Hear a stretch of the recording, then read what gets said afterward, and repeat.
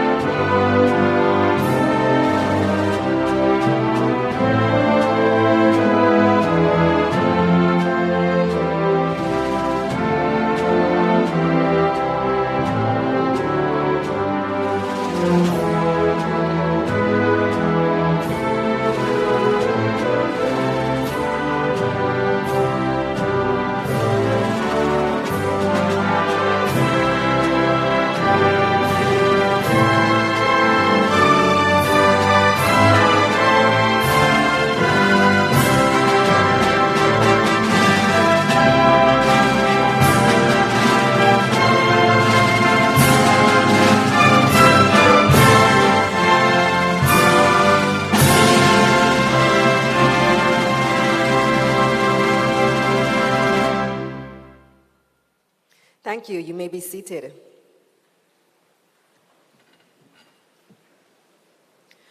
First to our formalities, the protocols. Minister of Finance, Honorable Dr. Nigel Clark, Ms. Darlene Morrison, Financial Secretary at the Ministry of Finance and the Public Service, CEO of Scotiabank Group, Mrs. Audrey Tugwell Henry, Dr. Sandra O'Mealy, our Executive Director. We have Lorenzo Escondur from the IDB, Elizabeth Grandier from the World Bank, Dr. Margaret Rose, Senior Partner, Advocate, Attorney at Law at Lex Caribbean, our international panelists, officials from the Caribbean Development Bank, World Bank, and the IADB, as well as the World Trade Organization, and of course you, our esteemed government officials, public officials, private officials, banking officials, whatever walk of life that you join us from today. Welcome to Elevate, the Ministry of Finance. Oh, yes, I like it. I hear the excitement. Who started hooting? And I said, welcome to Elevate. See, I would not have thought. Yesterday, I met somebody, and I told her, oh, I'm going to Mobay for a conference. And she said, well, what's the conference about? I said, procurement. And you should have seen her face drop like, really? Procurement? 3 days of public procurement. But what she doesn't know is that public procurement is actually quite sexy, as I can tell by looking at all of you. And not only that, this is a full room of 500 people here to talk about public procurement. And I'm told that this event was sold out 2 months ago. I'm not kidding. You can't get a ticket for this event right now. This is the hottest seat in the Caribbean right now, and it's public procurement. So yeah, it is sexy. Take that, Chris Brown. We have a lot to talk about, especially since our esteemed minister here announced a bunch of changes recently in his budget speech to public procurement, which has all the buzz, all the tongues wagging, all the talk of, okay, what are the implications? This makes it easier to do business. Does it also make it easier for people to give their brother and sister and their friends a government work? We got to talk about it. There's so many things to talk about, proven by the turnout here today, not only from Jamaica, but from around the Caribbean, and I understand from around the world. So without any further ado, let me introduce our Minister of Finance, Dr. Nigel Clark, for his opening remarks.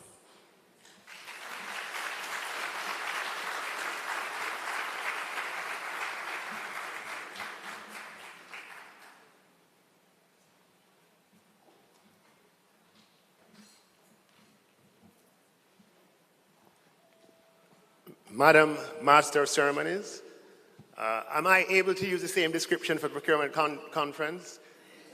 Do we have gender equity in the employment of that word? I hear over there, don't try it.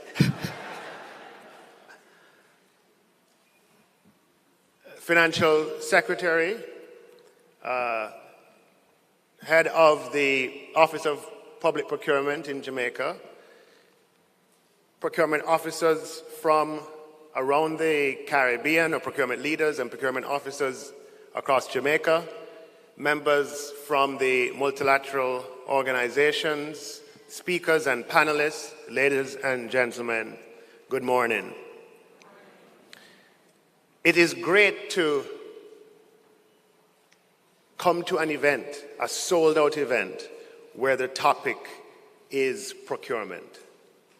I believe this is the first such conference that we have had, and I think we need to give a round of applause to the Office of Public Procurement.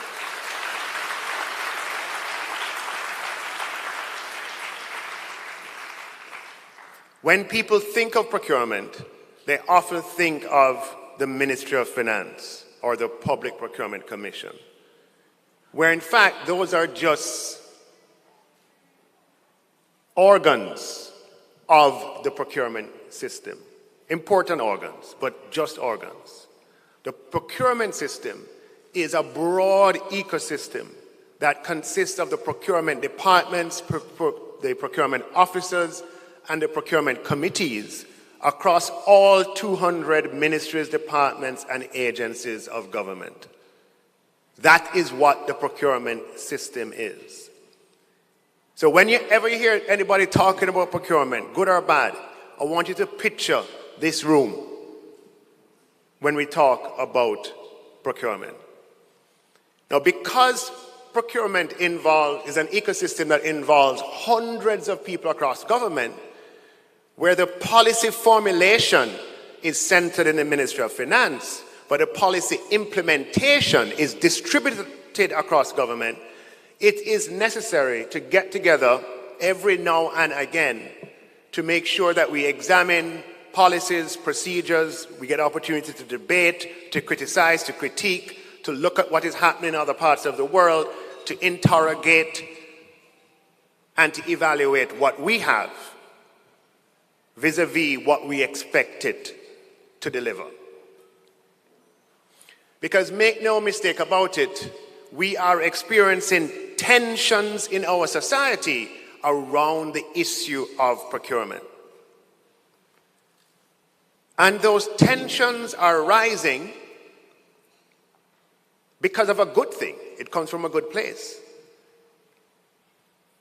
15 years ago or whatever, when Jamaica is constrained and in great financial distress and difficulty, there's nobody worried about procurement, apart from the fact that there were violations here or there and we had to reform the system. But nobody was worried about it from the point of view of getting stuff through.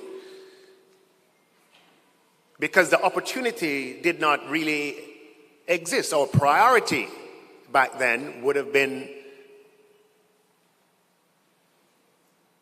to make sure that we can meet next month's bills, so to speak.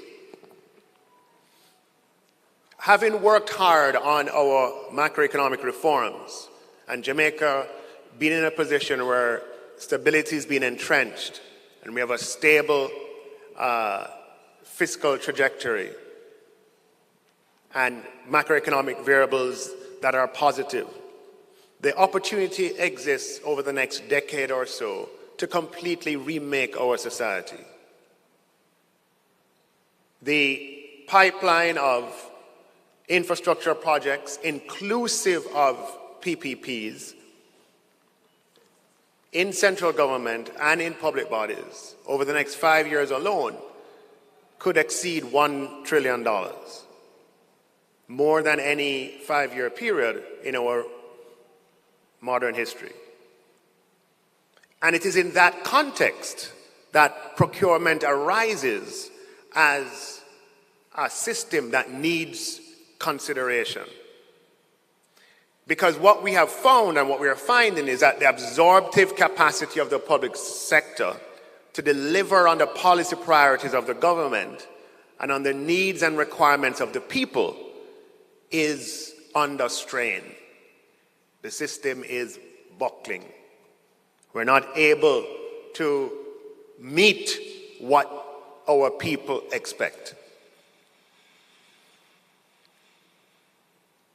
Now, I want you to bear in mind that, procurement is big business, right? The budget is over $1 trillion, 1.3 trillion. If you take out the debt service and the repayment of principal, you're talking about $1 trillion of just expenditure. And all of that expenditure goes through a procurement system. So we have built a robust procurement system built on a number of principles: equity, fairness, value for money,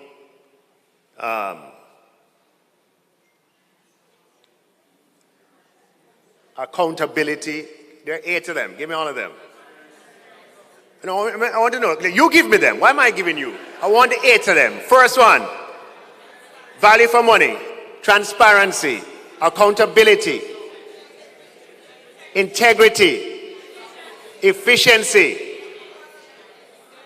fairness, competition, economy. Built on all of those principles. And all of those principles have to be represented in the system, with no one principle sort of dominating the others. What we are finding, however, is that the principle of efficiency is the one that seems to be lagging. So we want to make sure we can keep all of the 7 up, while at the same time getting the efficiency one a little higher. Now, when we examine the procurement system, we realize that, in particular for large procurements, we have more than a tolerable rate of procurement failure. Sometimes there's failure even before an award, meaning you go all the way through a procurement and realize 9 months later that you have to do it again. Anybody knows of that experience?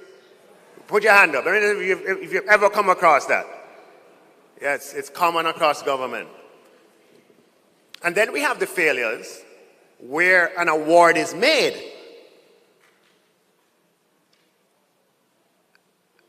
And the supplier cannot deliver. And you have to do it again. Now, who suffers as a result of this? Who suffers? The people of Jamaica. And we end up with unintended consequences from these kinds of occurrences. Now, the good news is that the Office of Public Procurement is seized of these. And through processes like this and engagement, we are determined to resolve, with your support, resolve these issues. We know that today we have an electronic procurement system which allows us to measure procurement from start to finish because everything is clocked, and we can see with visibility and transparency what takes up time along the path of procurement. There's some hard changes that we'll make that I announced in my budget presentation. We're going to take out one of the layers in the system by abolishing the sector committees.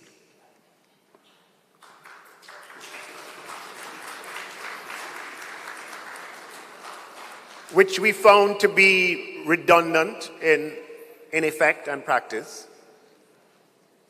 We are also going to increase the thresholds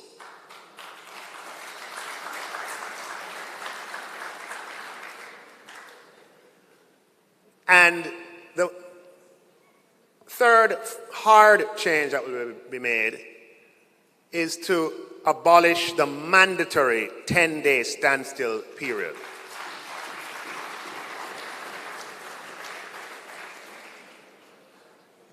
We believe we can retain all of the 7 principles at their current levels and elevate the efficiency principle with these changes. Now, there are some soft changes as well that need to be made. For one, the procurement failures I spoke about earlier, we have found result primarily from how the particular procurements are prepared and the thought that goes into, for example, the evaluation criteria, how the requests are written up, and that has a profound impact on the results that you get. Right? They say input equals output. If you don't have the right inputs going in, you're not going to get the right outputs. So there has to be thought, time, and attention paid to how the procurements are designed in the first place. And the Office of Public Procurement has prepared a set of guidelines, a set of criteria that procurement officers will have. Questions say, hey, if you're going to procure a bridge, or that's a bad example, but here are the things to think about. All right? These are the questions to ask. So you don't go 9 months down and say, oh my God, because I didn't put this in or that in, people thought that, or the evaluation criteria did not contemplate X and Y, and so I have to do it over. And the second thing that the procurement office will do is to publish, or has done, is to publish a benchmark of timelines. You hear what I said? A benchmark of timelines. Because we know the procurement has many steps. You have the procurement officer, you have the head of entity or the procurement committee in the department, then you used to have the sector committee, but you have the PPC, some places you have the board in between, you have cabinet, etc.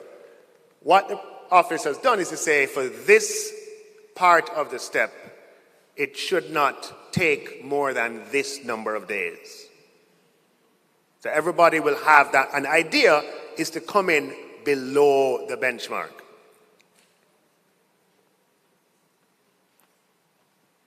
And the good news, with an electronic procurement system, we will be able to measure and report on how entities are performing with respect to these benchmarks.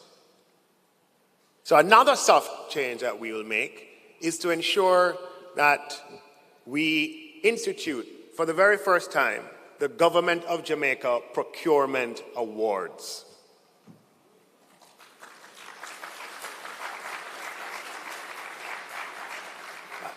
I thought that, look here, this is going to be a big business, you know.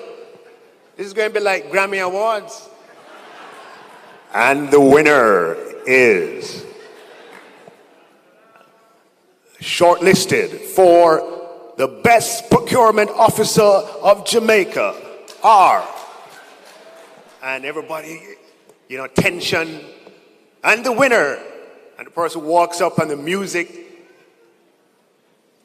Procurement is big business, and we're going to make sure it is celebrated as big business.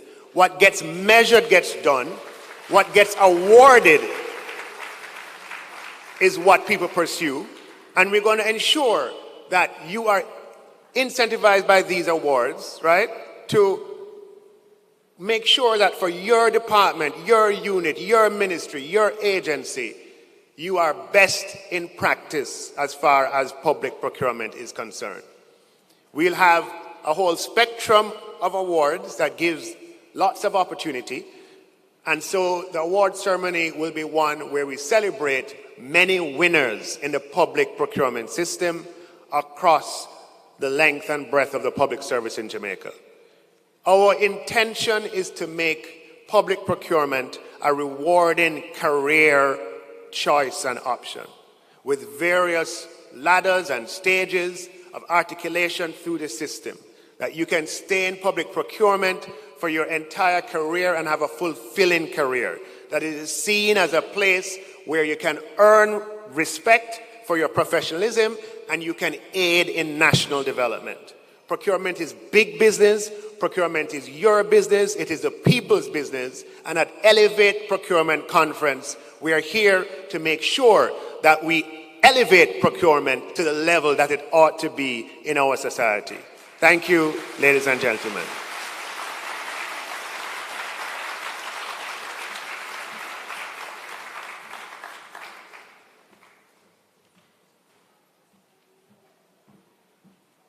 Thank you, Dr. Clark.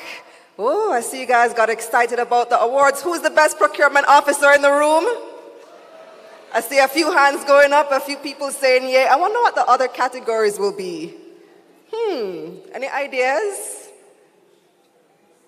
Procurement innovation, procurement leadership is the biggest procurement, fastest procurement, quickest turnaround. Should be a fun event. And like the minister said, procurement is big business. So indeed, we have to celebrate it. Now, I don't think I introduced myself earlier. For those of you who don't know me, my name is Kalila Reynolds, and I am your Master of Ceremonies for the next 3 days. And I heard the minister saying he's not sure if there's any gender-neutral term. I have heard the phrase Mistress of Ceremonies, but I'm a married woman, Minister. Don't know that I want to be associated with the term mistress, so we'll stick to Master of Ceremonies for the next 3 days. I heard a round of applause as well for the changes that are coming to the procurement system, making things easier, making things faster, making it easier to do business with the government of Jamaica. And that is indeed the ultimate aim. There is $1 trillion on the table over the next 5 years. And so we need the improvements in the government services. Let me introduce our next speaker for this morning. He's a man who you have already been introduced to and you don't even know it. It's this fine gentleman on the screen. When you walked in, you may have seen him speaking on one of your screens to my left or my right, and you're wondering, who's that handsome young man?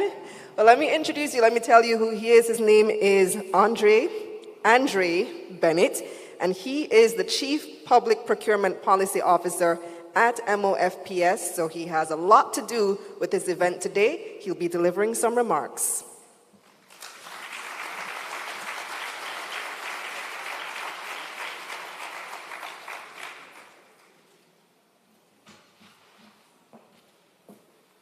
Madam Master of Ceremonies,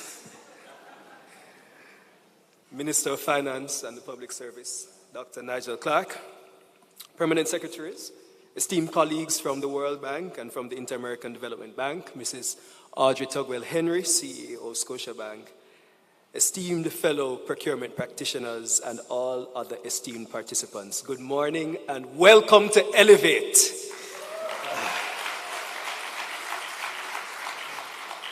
In the midst of the COVID-19 pandemic, I came across an anecdote about the Choluteca Bridge, a 484-meter long bridge in Honduras. The bridge was built in a region of Honduras that is notorious for storms and hurricanes. Constructed by a Japanese firm in 1998, the bridge was reputed to be a modern marvel of engineering designed to withstand powerful forces of nature. Shortly after its commissioning, however, Hurricane Mitch visited the region and caused considerable damage to Honduras. In particular, River Choluteca swelled beyond its boundaries, causing flooding. While other bridges, roads, and public infrastructure in the area were badly damaged, the Choluteca Bridge performed excellently. It stood steadfast, resplendent, unshaken, and unmoved. The problem was that the river itself now moved, so that the bridge actually bridged nothing.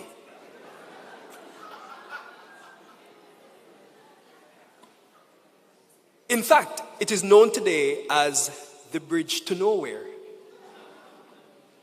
Well, I suppose there are many lessons to be drawn from the story of the Choluteka Bridge, but here are two that may find common agreement and that are central to this conference. The first one is that problems can change.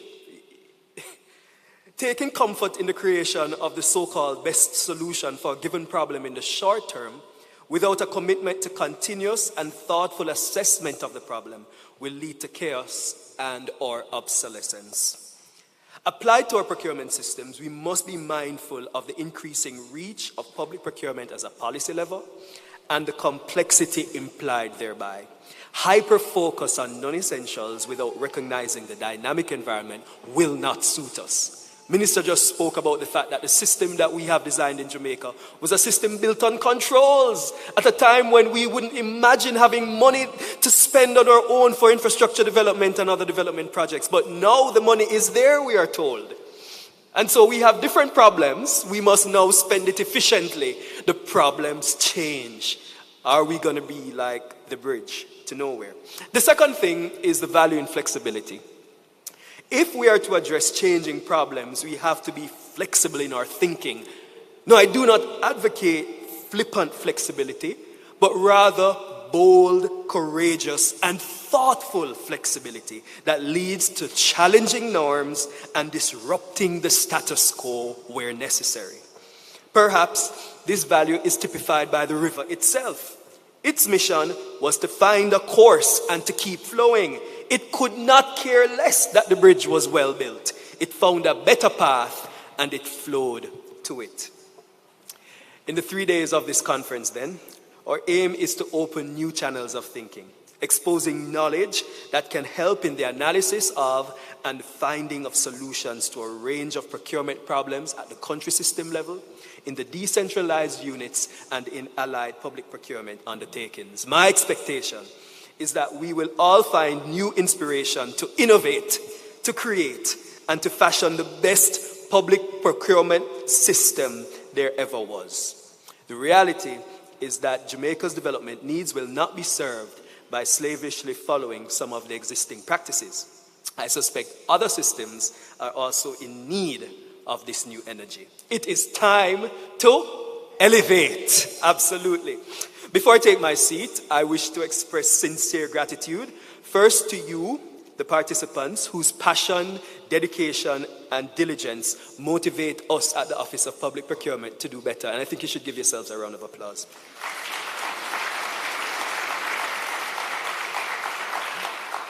To Minister Clark, who remains the only minister in my memory to have ever dedicated approximately 37 minutes of a budget speech to public procurement.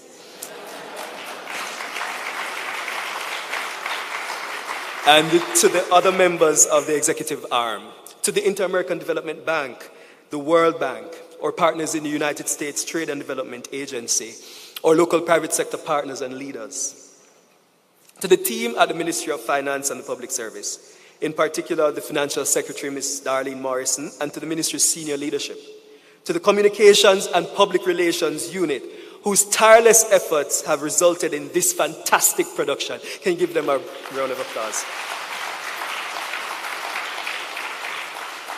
To Deputy Financial Secretary, Mrs. Hope Blake, who is extremely shy, but extremely powerful.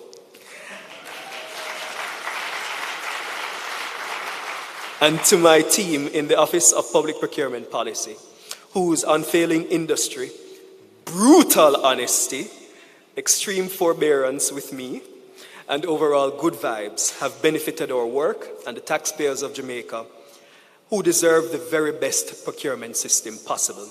I say a heartfelt thank you for your kind assistance, your dedication, your patience, and your support. I therefore now charge you to engage with the presenters and with each other in this conference, to reflect on ways in which you may define and solve problems. I charge you to innovate, to create, and to elevate. Thank you.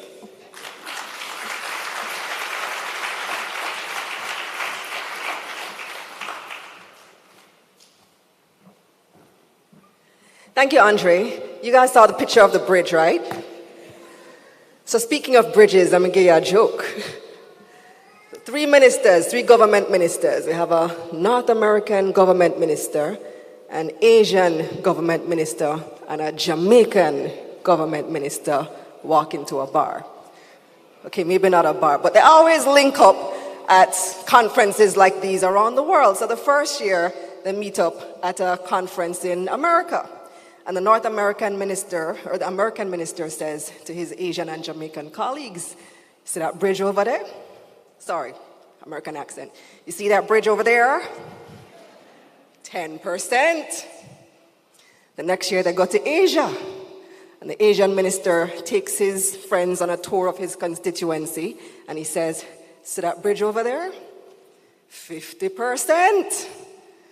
The next year they come to Jamaica, and the Jamaican minister takes them on a tour of his constituency, and he says, "You see that bridge over there?" And the other two say, "What bridge?"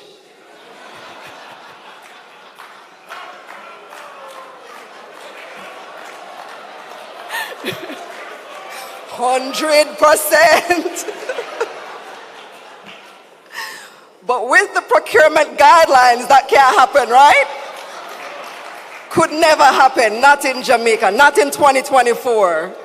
Maybe 1975, 85, 95, 2000. Let me not say anymore. Minister is gone, right? Let me introduce our next speaker, who is from the private sector. This is Mrs. Audrey Tugwell Henry. She has a combined 36 years of experience in banking with over 20 years at the executive level and a proven track record leading businesses within the financial services industry. Currently, she's the president and CEO of Scotia Group Jamaica Limited. I'm very proud of her as a woman boss CEO. When she was appointed, 2 years now? 3 years now. Wow. Yes, so President and CEO of Scotia Group Jamaica Limited and Senior VP for the Caribbean North and Central. In this position, she has the overall responsibility for the growth and profitable development of corporate, commercial, and retail banking, insurance, and wealth management. She's also president of the Jamaica Bankers Association and serves on the board of the Mona School of Business and Management. Let's welcome Mrs. Audrey Tugwell Henry.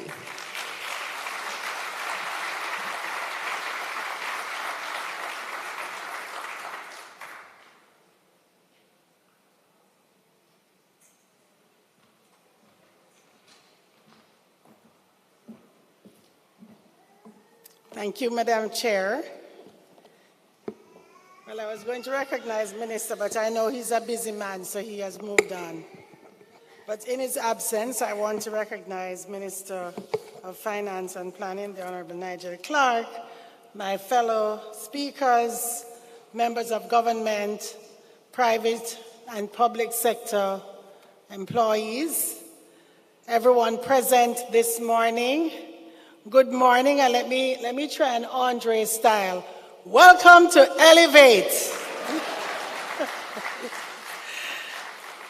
You know, in preparing for this conference, I had a chat with Andre, and the passion that he exudes had me a little bit troubled, because I wondered if I could come and deliver with the kind of passion that he has for procurement, particularly since I'm not a procurement professional and just a conservative banker. But I will do my best.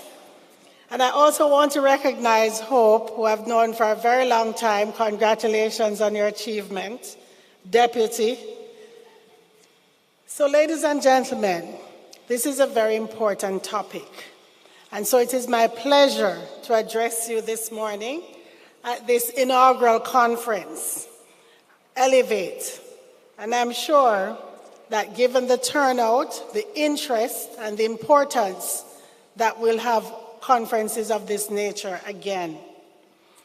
It is truly wonderful to see like-minded persons gathered in a room for all of 3 days to talk about procurement. I know it gives hope that there are so many of us who are interested in a procurement system that works for the greater good of all Jamaicans. And I'm very, very happy that the joke that Kalila gave will never, ever be reflected in Jamaica, because we are better than that. At its core, public procurement is about more than just transactions and movement of goods and services. It is a vital tool for governance and economic development.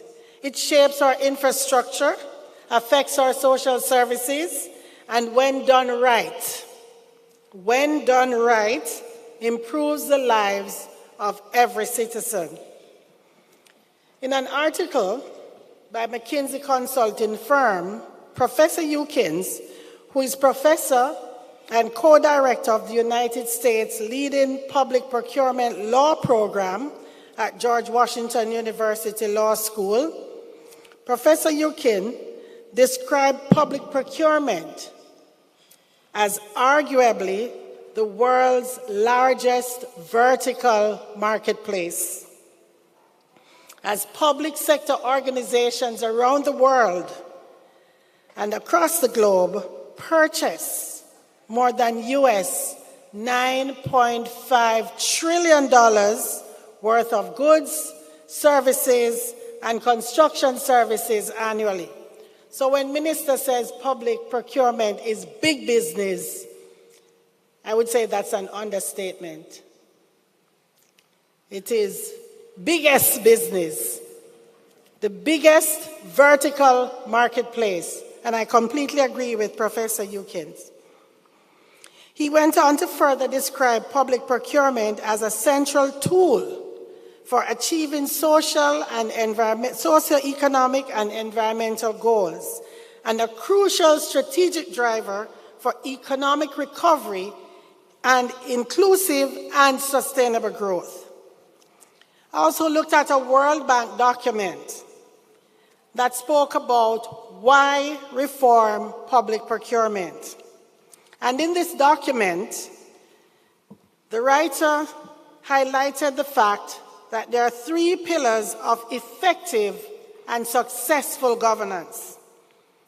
And Minister spoke to some of them. The first one is increasing value for money, improving public service delivery, and creating an enabling environment for private sector-led growth.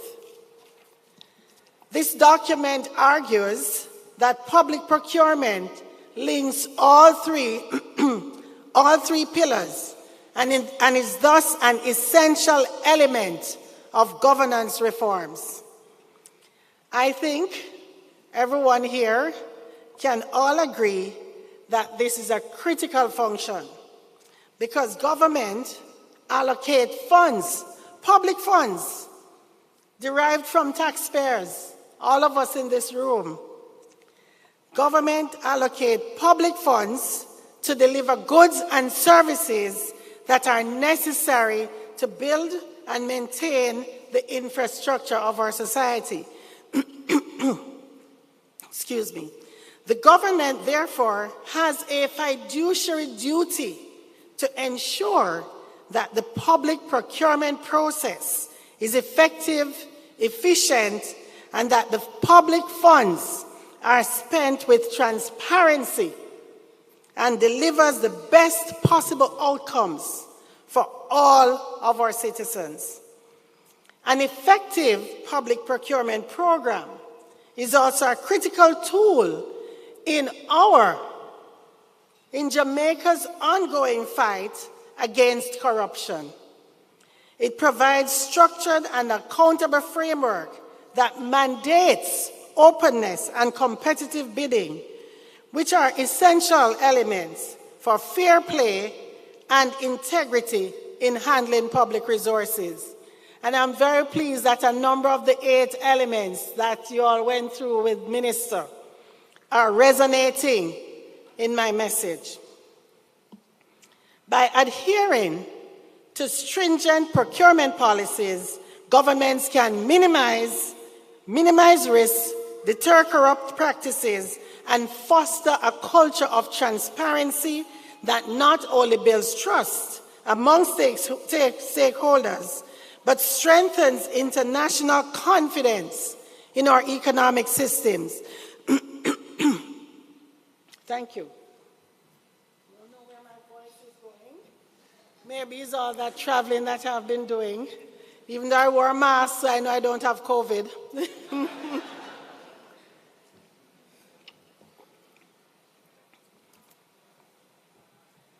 You know, after COVID, I said I would never go on an airplane without wearing a mask. And the first few times in 2024, I went on a plane and I didn't have on a mask. And then when I realized that I was traveling 5 times in 5 weeks, I said it is my responsibility to put on a mask. So I did. So I'm good. Throat is cleared now. So where was I? Right. This conference therefore aims not only to discuss best-in-class procurement practices, but to elevate them to a level where they can significantly contribute to national development. This conference is a part of the process that will help us to forge paths towards a public procurement system that is robust, transparent, and inclusive. I am very optimistic, particularly after listening to both Minister and Andre, and I'm sure as the other speakers deliver, that this conference will achieve its objectives because it will allow for the exchanging of ideas and sharing of knowledge and experiences so we can harness new ideas and innovation. I look briefly at the government's efforts to disrupt the status quo. The government's program is to overhaul the procurement policies, and this signals a committed and commendable appetite for disruption and innovation. This isn't just a bureaucratic shift, ladies and gentlemen. This is a bold move towards reimagining how we can leverage public procurement for greater societal benefits. I think most of us in the past, when we think about the term procurement, and certainly not procurement like in my company, which is a private company, but when we think about public procurement, we would conjure up thoughts of endless paperwork, a bridge to nowhere, repetitive efforts, and frustration for many. But today I'm very, very pleased that we are looking at reshaping and streamlining the processes to fundamentally enhance how we engage with technology, with services, and with the various stakeholders in the process. By embracing changes such as the incorporation of advanced technologies, which we have, and innovative procurement methods, government is setting a standard that other nations can follow. So why is this disruption so important? Because we have been on this journey for procurement and we have had successes. You know, when we think back 2 or 3 decades and all the efforts that we have made as a country, we should feel proud that we have always considered public procurement as important. And now we're just trying to elevate all the efforts and to take us to a new level. But why is this disruption so important? Because it stands as a testament to our government's commitment to not just keeping pace, but leading in an era marked by technological advances and shifting economic currents. These changes show a clear recognition that sticking to the status quo is no longer an option if we are to achieve transparency, efficiency, and accountability in public spending. This proactive stance is particularly critical in a world where traditional procurement methods can no longer meet the demands of modern governance. And by adopting new policies, I guess our government is saying we are open to exploring the new ways of doing things. We are ready to take calculated risk, and we are prepared to lead by example. I have to say that as a banker, this resonates very well with me because banks not only provide funding for the largest infrastructural projects that you see delivered in our country. But we also support smaller projects. We have a number of small and micro businesses that we support and engage with funding. And sometimes we are at the start of the process of the project, because sometimes we're asked to give guarantees to our clients for projects and bids that they're making as part of the public procurement process. Banks are therefore very keen and very interested in a procurement process that is efficient, effective, transparent, and supports economic growth and development. Ladies and gentlemen, we have to move beyond seeing procurement as a paper-pushing process. Procurement is the backbone of effective governance. It ensures that public funds are used efficiently and that the services and infrastructure delivered truly meets the quality and standards required by our citizens. This strategic function supports the government's broader goal of enhancing transparency, promoting sustainable development, and ensuring that every dollar spent brings value to the Jamaican people. Let us consider for a moment the transformative power of a well-executed procurement process. For example, it's not just about selecting the lowest bidder and accepting the cheapest bid. Because you know what they say, you get what you pay for, right? A good procurement process is about making informed decisions that are data-driven, that balance cost with quality, sustainability, and long-term benefits. This strategic approach can lead to innovations in how we build our roads, in how we build our schools to educate our children, in how we build and modernize our healthcare systems, and how we protect our environment. All of these important and transformational infrastructure projects starts with procurement. Moreover, procurement can be a key driver for social change. Through targeted procurement strategies, the government can empower small and local businesses, promote gender equality, and support minority and challenged and disadvantaged groups. By mandating inclusivity in our procurement processes, we are not just buying goods and services, we are investing in our communities. We are fostering a more equitable society. The role of procurement in achieving these high standards and strategic goals cannot be overstated. Each decision made in procurement sends a ripple effect through our economy, affecting everything from local commerce to international trade. Therefore, understanding and optimizing these decisions are critical, not just for the officials, not just for the persons involved in the administration of the process, but for all of us. We all rely on the services and infrastructures that these processes procure.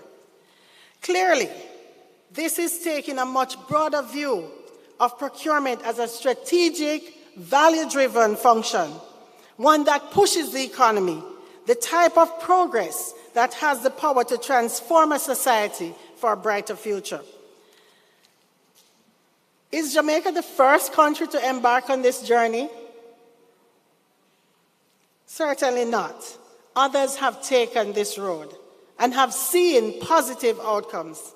I know sometimes we compete with Trinidad, but let's give due where due is deserved. In 2015, for instance, Trinidad and Tobago passed a Public Procurement and Disposal of Public Property Act, which established a new regulatory body, the Office of Procurement Regulation. That body was tasked with overseeing all public procurement to ensure that it adheres to principles of fairness, integrity, and transparency. It was a comprehensive overhaul of the procurement framework, aiming to combat corruption and improve the management of public resources. One of the most notable features of the reform is the emphasis on e-procurement solutions, which facilitates online bidding and real-time monitoring of procurement processes. This digital approach not only simplified the procurement process, but also made it more accessible to various stakeholders, including small and medium enterprises. By moving procurement activities online, Trinidad and Tobago has significantly reduced the administrative burden and associated costs with procurement, making it easier for businesses to participate in public tenders. And the impact has been profound. TT has not only improved the speed and transparency of procurement processes, but also strengthened public trust in how government contracts are awarded. This has been crucial for the effective delivery of government services, from infrastructure projects to social programs, ensuring that public funds are utilized in the most efficient manner possible. And then, of course, further afield, Jamaica always gets compared to Singapore. And one day, I am very, very certain that we'll be better than them. You have to set your expectations. You have to have high aspirations. Then, of course, there's Singapore, another remarkable global example of efficiency and innovation. Singapore is well known for its strong governance and forward-thinking policies. But what is not so well known are the various initiatives they have implemented to enhance its procurement processes and the contribution those improvements have made to enhancing its reputation as a global leader in public administration. Singapore's GBiz platform, launched in 2000, 24 years ago, is centralized e-procurement portal that streamlines the procurement process for government agencies and suppliers. Through GBiz, suppliers can access government procurement opportunities, submit bids, and electronically track the status of their bids in real time. The platform has significantly reduced paperwork, improved transparency, and facilitated fair competition among suppliers. It has created greater efficiency and cost savings in procurement processes, and due to its emphasis on integrity and transparency, has enhanced public trust in government procurement by reassuring taxpayers that their tax dollars are spent wisely and effectively. These are only but two powerful examples of the transformative power of innovative procurement policies and technologies, not only in our region, but further afield. As we turn our attention to the future and consider for a moment the exciting prospects that lie ahead for public procurement, the future of procurement is not just by extension of the present, but a bold new step into the realms of efficiency, transparency, and innovation. As we continue to harness technologies and data analytics with our procurement systems, we are now moving closer to predictive and proactive procurement practices. Just imagine to be able to anticipate market trends and adjust procurement strategies in real time and respond effectively to any economic fluctuations. This level of sophistication in procurement goes well beyond traditional methods, transforming it into a dynamic tool for governance. Today, we stand at the precipice of technological revolution that is poised to transform procurement in ways that we're just beginning to understand. When we think of what artificial intelligence will do to procurement, the future is bright. And don't worry, because there is always a place for human interaction. Artificial intelligence, for example, offers unparalleled opportunities for improving how we forecast needs, evaluate bids, and manage supply chains. By leveraging AI, we can automate more routine tasks, reduce errors, and focus our human capital on strategic decision-making and relationship building. I tell you, there's always a place for the human interaction, right? Imagine a system where routine procurements are managed automatically, freeing up you our talented professionals to tackle more complex and high-impact projects. Ladies and gentlemen, as exciting as these technological advancements sound, it is crucial to recognize that they require the foundation of skilled professionals who can effectively implement and utilize these tools.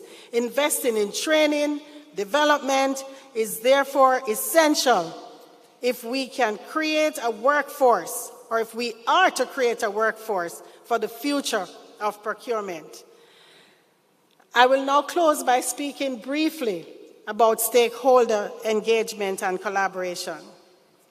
This component is vital because no matter how advanced our systems and technologies are, our policies will not succeed unless we have broad stakeholder engagement. And so for that reason, I want to commend the Office of Public Procurement and the Ministry of Finance in broader terms for putting on this conference and for engaging, and you deserve a round of applause, and for engaging crucial stakeholders in the process. The evolution of public procurement is not just a challenge for the procurement officials or policymakers. It is a shared responsibility. This includes everyone from government agencies to suppliers, to suppliers and financial institutions like mine. We all have a stake in ensuring that the transformation and elevation of our public procurement process is a success.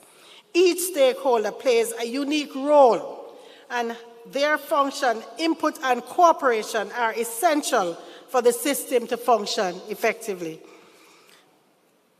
Let us consider, for example, the role of private sector, in particular banks and financial institutions. Banks and other financial entities are not merely external entities. We are not observers. We are not on the sidelines of the procurement process. Rather, we are partners.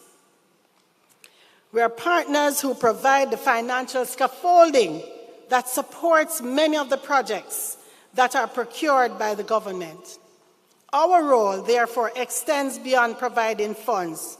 We offer financial advice. We help to manage risk. We conduct due diligence, and we ensure financial stability is considered in the procurement decisions. Involving suppliers in the early stages of procurement planning can lead to more innovative solutions and more sustainable outcomes. Suppliers are often on the cutting edge of technology and can offer meaningful input. As we all collaborate, suppliers, government, procurement officials, banks, all stakeholders collaborate for a more meaningful outcome. Furthermore, public-private partnerships have shown tremendous potential in addressing complex challenges that neither sector can tackle alone. These collaborations can lead to the development of infrastructure and services that not only meet immediate needs of the public, but also contribute to long-term economic growth and stability. Finally, we must recognize the importance of transparency and open communication with the public. Engaging with community leaders, civil society, and the media ensures that the procurement process is not only visible, but also accountable. This engagement builds trust and ensures that projects truly reflect the needs of our communities. Ladies and gentlemen, I hope that the ideas that we'll explore will resonate with each of you as we continue to forge a path towards a more transparent, efficient, and innovative future in public procurement. From the significant role of technology and policy reform to the indispensable power of collaboration across all sectors, we have recognized the bold steps required to transform our procurement practices in a manner that disrupts the status quo, even way beyond our imagination, and will certainly augur well for the betterment of our nation. Thank you so much. I really enjoyed the opportunity to participate and enjoy the rest of the conference.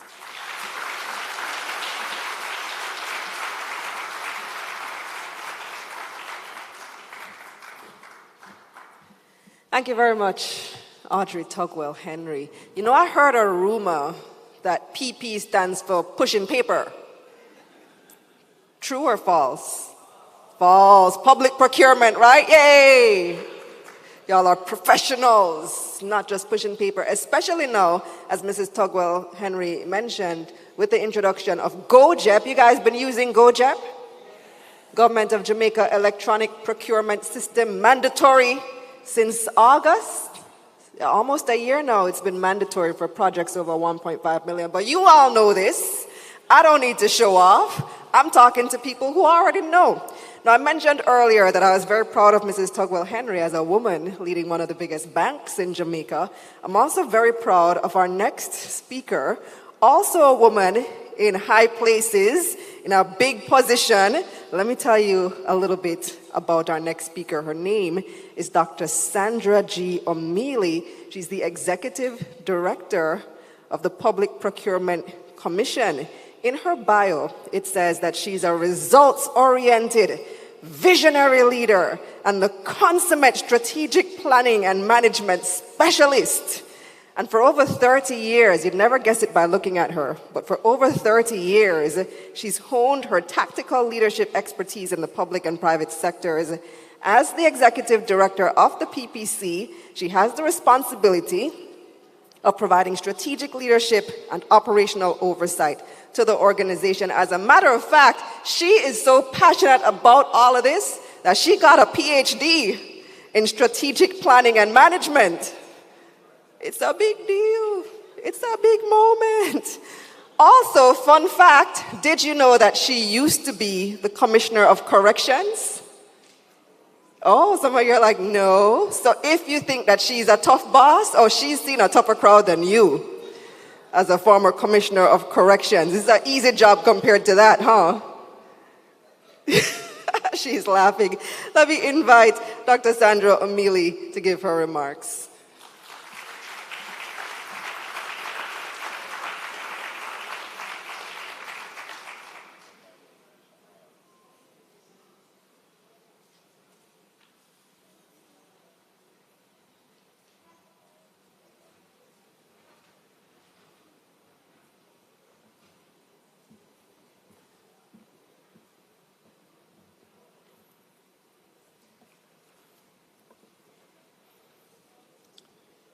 Let me see what title I'm going to give to Mrs. Reynolds.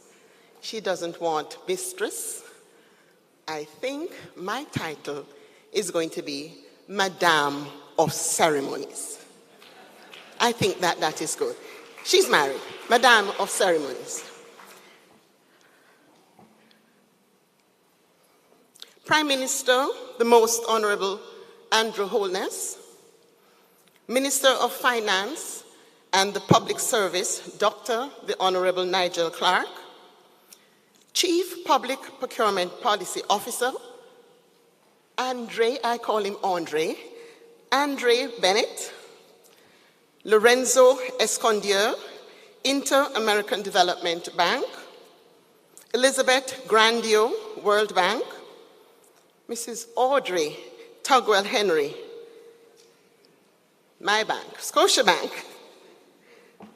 Dr. Margaret Rose, Lex Caribbean, Jeanette Calder, Jamaica Accountability Meter Portal, JAMP, Philippe Pelletier, World Trade Organization Secretariat, Dr. Amma Ayo, Lecturer in Law, Bangor University, heads of entities of public and private sector organizations, other distinguished ladies and gentlemen, a Jamaican good morning. It's very sunny outside, and we have to thank God for that. I wonder if that is a part of the procurement process. I am particularly pleased to be here today, experiencing what you're experiencing as an essential experience in the procurement process. The Office of the Procurement Policy is a part of the Ministry of Finance and the Public Service. And it is giving us our first of a kind inaugural Elevate Procurement Conference here at the Montego Bay Convention Center. The Public Procurement Commission, where I work, and Mrs. Reynolds says that I head, works very closely with the Office of the Public Procurement Policy in all matters that relate to the procurement process. In fact, we have collaborated with this office to implement the Contractor and Consultant Performance Policy and Program, CPEP. We had a launch last year. And of course, this was approved by Cabinet. We really do not want to be, as Andre says, like that bridge. So that bridge is going nowhere. But we know that the public procurement process has to be going somewhere. And so, because of what my Madam of Ceremonies said to you earlier, I'm strategic. So at the PPC, we have taken on a very strategic direction with a lot of strategies that we have employed in relation to being innovative, creative, and automated. We are online. And so PPC, in order to strengthen the public procurement process, we have ensured, for instance, that we have some online systems in place to help all persons who are in the public procurement process. So we have a database visualization business development platform. Most of you have gone online. You might know it as the DVBI. We have also gone further to have the procurement endorsement database management system, PEDMS. Those are very important systems to assist you in going through your procurement processes. We have also gone much further in looking at the supplier registration system, and that is also fully automated. So all of these automated systems will help all of us here in Jamaica and elsewhere in the world that do business with us, the public and private entities, contractors and consultants, suppliers, and all individuals to have a more efficient system. That is what we are aiming for. The public procurement process has really been transformational. It has been transformed over the many years. And today, it is being elevated. Complements of OPPP. So this is where we're going to begin to elevate, to create, and to innovate. The public procurement process itself is an essential part of government operations in Jamaica, and it is enabling ministries, departments, and agencies to acquire the goods and services that we all require to execute functions more efficiently and also more effectively. So the promoting of vendor competition is also an important aspect of this public procurement process, because the government wants to assure that it achieves the best possible value of the taxpayers' money, according to, of course, Mrs. Stugwell Henry, and therefore probity is absolutely important. All individuals, all participants here, all government entities, all of us who are engaged in this procurement process must come to the understanding and realization that the tenets of transparency, accountability, respect for the rule of law. Now I'm piggybacking on the minister's statement for us to have a good procurement system. All of these, in fact, are good governance principles, and we have to adhere to them. The practice of good governance, therefore, will ensure that government procurement processes are fair and open to public scrutiny, and that the government procurement processes reflect the need to ensure compliance with international obligations in, for instance, trade, labor, and the environment, and of course, to mitigate corruption and enable nation building.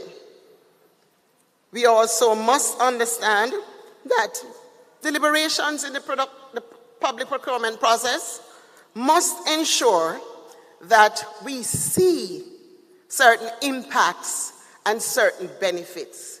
Now, this is the lecturer side of me. So this is the acronym SEE. So what I refer to as C are the benefits of social, economic, and environmental impact. So SEE, social, environment, and economic benefit, especially important to infrastructural development and all of these unemployment, employment issues, and so forth and so on.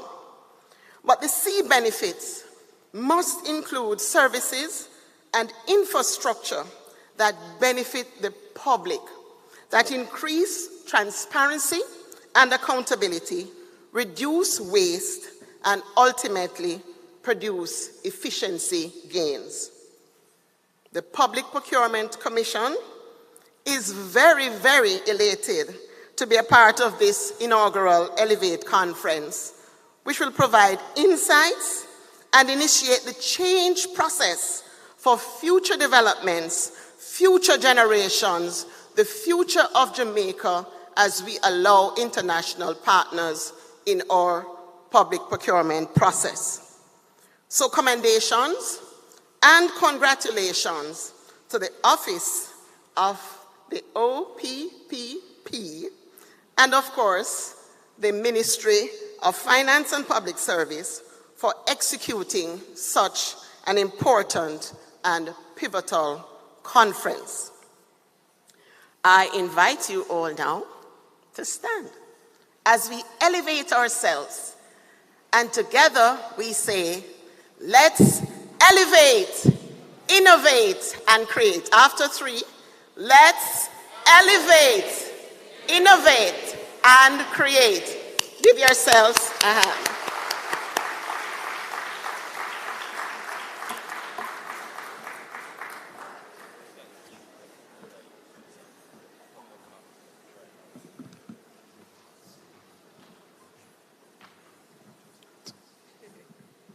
I see what you did there, Sandra. You made us give you a standing ovation. I'm going to try that trick next time I give a keynote or a speech. Yeah, nice. Oh, Dr. Clark is back. Welcome back, Dr. Clark. Now, I'm going to age myself just a little bit, and I'm going to age some of you in the audience as well, and see who responds appropriately. You down with OPP? Yeah, you know. Some of you know it. Yeah, you know me. Remember that old rap song? It's supposed to stand for other people's property, but we're talking about Office of Public Procurement. You down with OPP? Yeah, you know me. All right. I want you guys to remember that because we'll be using it over the next couple of days. Now, we've had a lot of speeches so far. You ready for a little entertainment? Yeah. Want a little shake it up, jazz it up a little bit. We have a singer coming on stage to give us some entertainment. His name is Andre Shepard. A round of applause for our performer, Andre. Good morning. All protocols observed. Good morning, good morning. So we've heard a particular word since this morning. It starts with a C. Can anybody tell me what that word is? Create. Same. Change. In whatever we create, we always have to tweak, enhance, and for us that is called what? Change, right?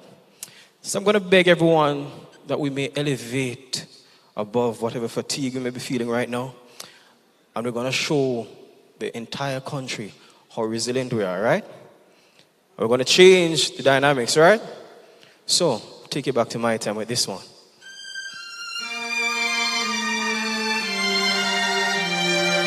So if you want to elevate, you must change.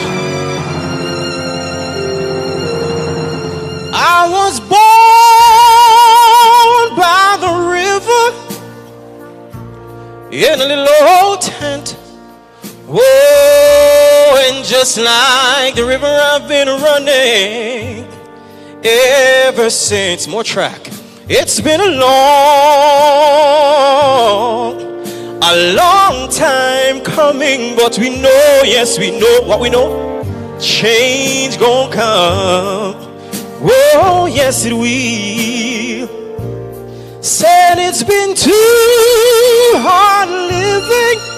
I'm not afraid to die,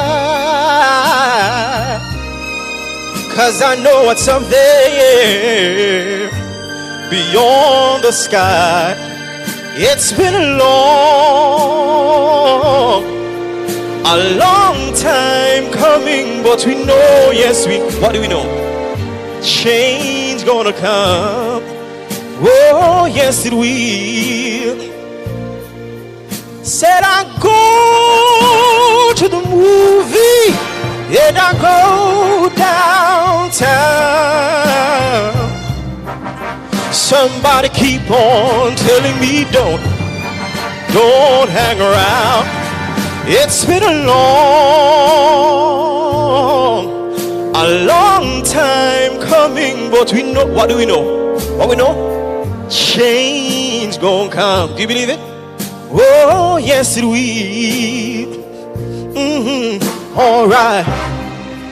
And then I go to my brother man, all right.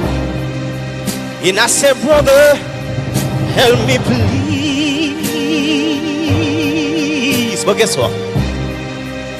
He winds up knocking me down, back down on my knees. There's been times when I thought I wouldn't last for long, but guess what? We are able, are we? Yes, we are, to carry on. It's been a a long time coming, but we know, yes, we know, change gon' come. Oh, yes, it will, yes, it will, yes, it will, yes, it will.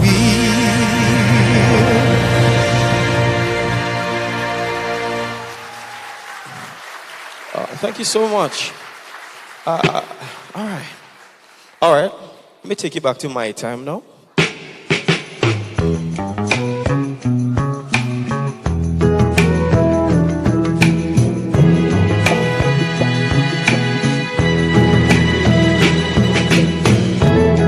Baby, let's cruise away from here.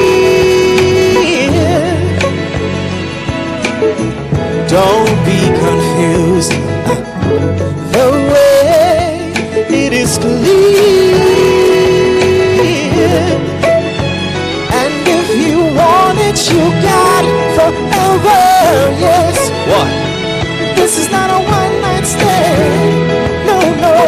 So guess what?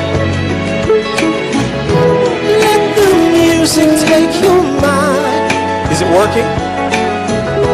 Just release and you will find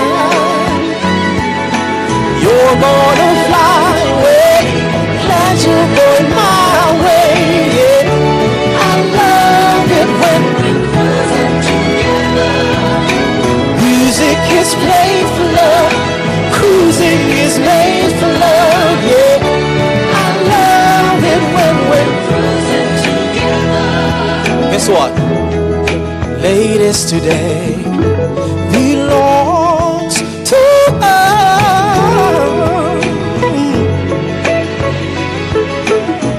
Everything's alright. Do what you must.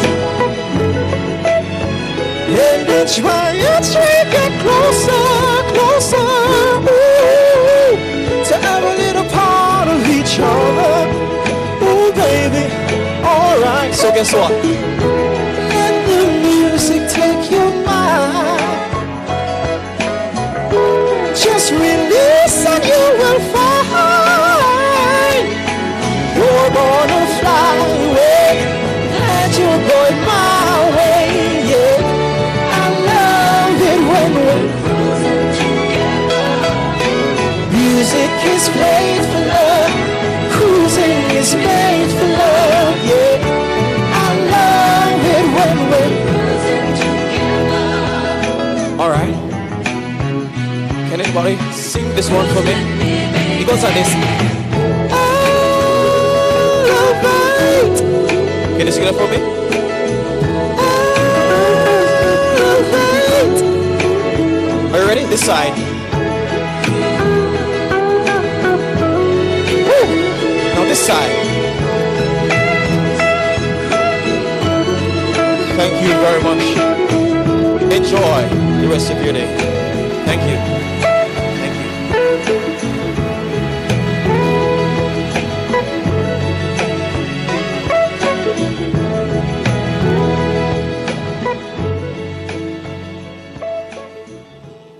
Woo!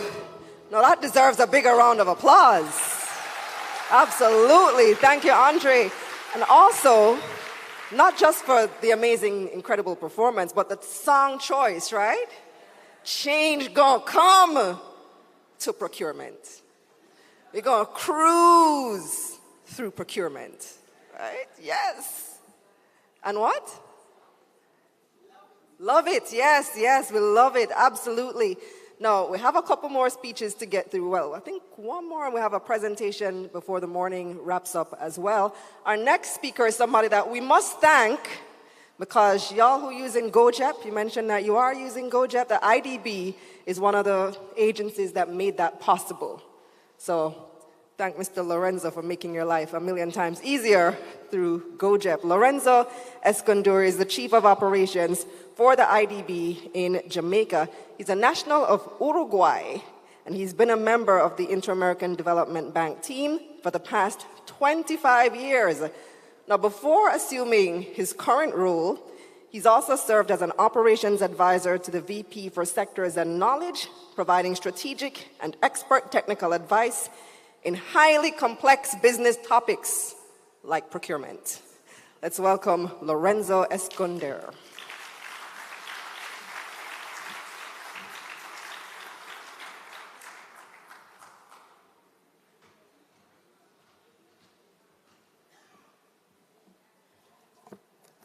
Good morning, everyone. It's going to be really hard after that performance. You know, Andre set the bar very high for me, but I'm going to try. I imagine that you all are very anxious to listen to the panelists. So with the permission of Madame of Ceremony, I'm going to say that all the protocol has been established, but allow me a second to acknowledge the Honorable Dr. Nigel Clark, Minister of Finance and Public Service, for making procurement a very important topic in your administration, and also, as somebody said before, spending a lot of time in your budget presentation on the topic. And also, I want to acknowledge Bennett and the team, because, you know, to come up with an event like this is not easy, and they spent the last 2-3 months working really, really hard to make this a reality. I saw him first time this morning, and he was a little stressed. I said, don't worry, you know, what you didn't fix yesterday, you cannot fix today. Now you have to relax. On behalf of the Inter-American Development Bank, I would like to extend our sincere gratitude to the Minister of Finance and Public Service for inviting us to participate in the Innovate Procurement Conference. This event plays a crucial role in clarifying the complexity of procurement and fostering meaningful dialogue between the public and private sectors. In the IDB, we see procurement as a major pillar of our work. Good procurement is the foundation of successful projects, no matter the area or the sector. It enables efficient resource allocation, increases innovation and competition, and creates a level playing field for firms to access new opportunities. It ensures the judicious use of public funds, safeguarding against corruption and inefficiency. This, in turn, attracts much-needed investment, fueling more economic growth and public-private collaboration. Most importantly, procurement creates a pathway to sustainable development. When done correctly, countries will receive the best possible quality of goods and services for each dollar, leading to a stimulated economic activity, job creation, and projects that have public value. These benefits are all important for the IDB as we strive to build Jamaica and the entire Latin America and the Caribbean region, and so we encourage the use of proper procurement practices to achieve them. We recognize that procurement can sometimes be a challenge, and the IDB has been supporting the region with loans and technical assistance for many years to enhance the efficiency, transparency, and accountability of public spending, thereby contributing to sustainable development and poverty reduction. This support has included assistance for legal and regulatory reform, development and implementation of electronic government procurement systems, monitoring and evaluation, and capacity building. Here in Jamaica, for example, the IDB supported the development of the electronic government procurement system. Also, as Jamaica and the region look to increase green investment and projects to mitigate the impact of climate change, we also promoted green public procurement practices in our borrowing countries for the past decade. Initially, focusing on environment dimension, now we have expanded to a sustainable public procurement system, SPP, including social and economic dimensions. Through SPP, we can address project needs for goods, works, and services in a way that minimizes negative environmental impacts while maximizing social results, including aspects such as gender and diversity, SME support, and human and labor rights.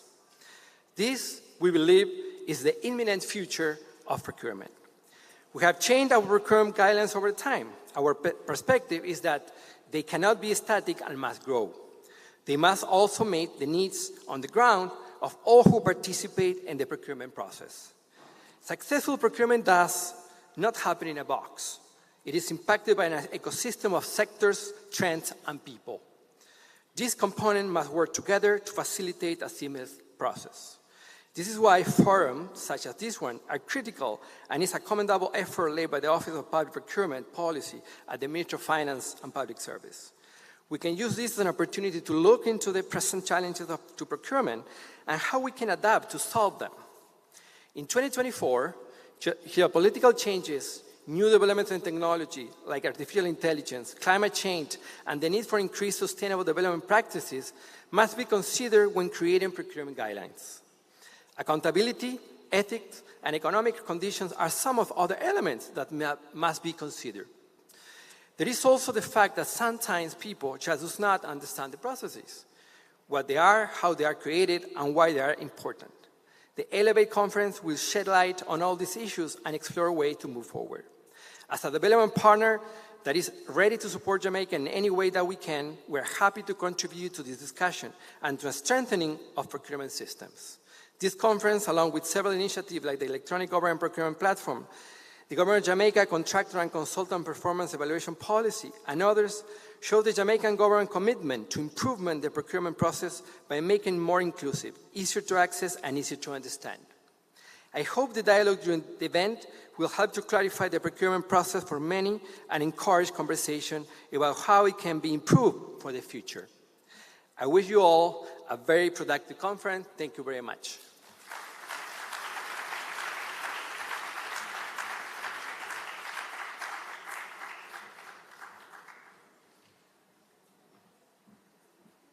Thank you very much, Lorenzo. Our next speaker joins us virtually, so turn your attention to the screen.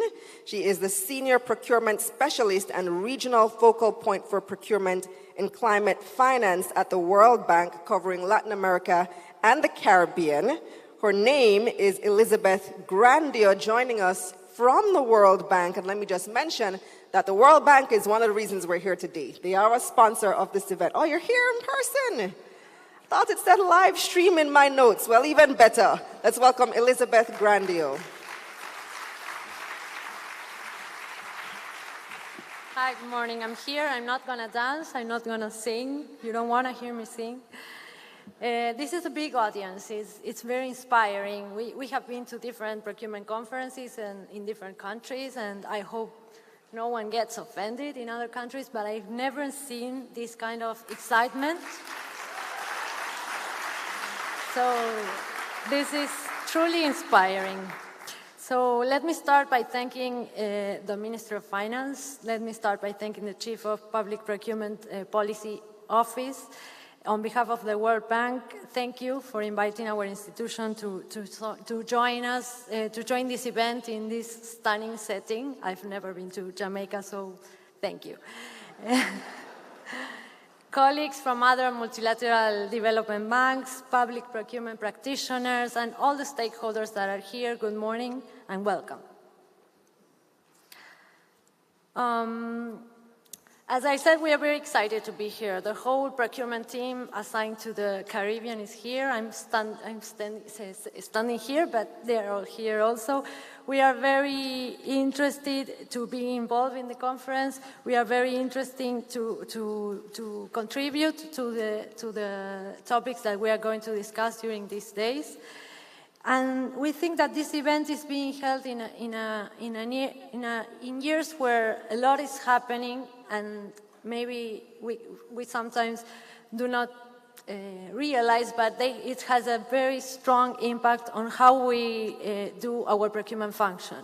So some of the previous speakers have spoken about technology. Technology is evolving very rapidly. We can even notice it. And we are talking about e-procurement systems, but we are talking about systems that are incorporating artificial intelligence, blockchain technology, a lot of changes that we have to absorb from the procurement function. Also, these systems are creating a wealth of data. So as procurement professionals, we have tons of data to make informed procurement decisions, to know markets, to identify red flags. So there's a lot to learn there also. Of course, the call for transparency is always present and is louder than ever, probably. And then it comes fiscal constraints. Many countries in the region, in the Latin American and Caribbean region, are facing fiscal constraints, but those who aren't also have limited resources. So limited resources are always there and needs are infinite. So as procurement professionals, we always have this strong mandate to generate efficiency in our procurement processes. And finally, last but perhaps the most critical one is a strong commitment from the international community. Different countries and MDBs are joined in the commitment to minimize our environmental footprint. We have to work towards improving our environmental footprint. This is especially relevant in countries as the ones in the Caribbean, where this is much closely felt, right? So I want to emphasize this last point because this is a priority for the World Bank. We are working on solutions towards this. We have aligned our vision, so we are working now not only to eradicate poverty, but to do it in a world that can sustain us, or as we say, on a livable planet. And this vision is being cascaded into different initiatives that the World Bank is doing. We have aligned all our operations with the Paris Agreement. And we are trying to use as much as possible the flexibility that our procurement regulations provide to incorporate climate mitigation into our own procurement processes.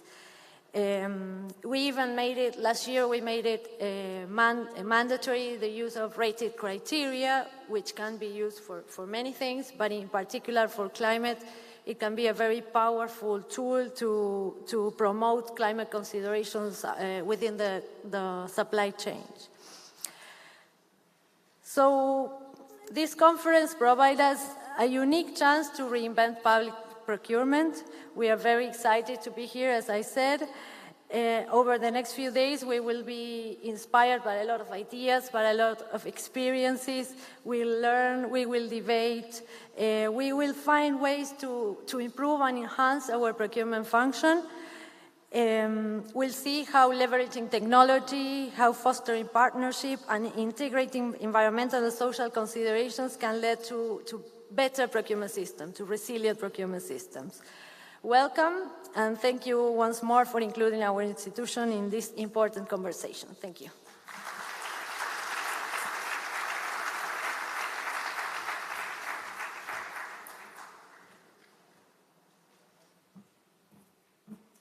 Thank you, Elizabeth. So our next presentation is getting into the meat of the matter of procurement, right? It's going to be a fairly lengthy presentation, so I need you to buckle down and listen and take out your notes. But first, I'm going to ask you to stand up because we need to stretch.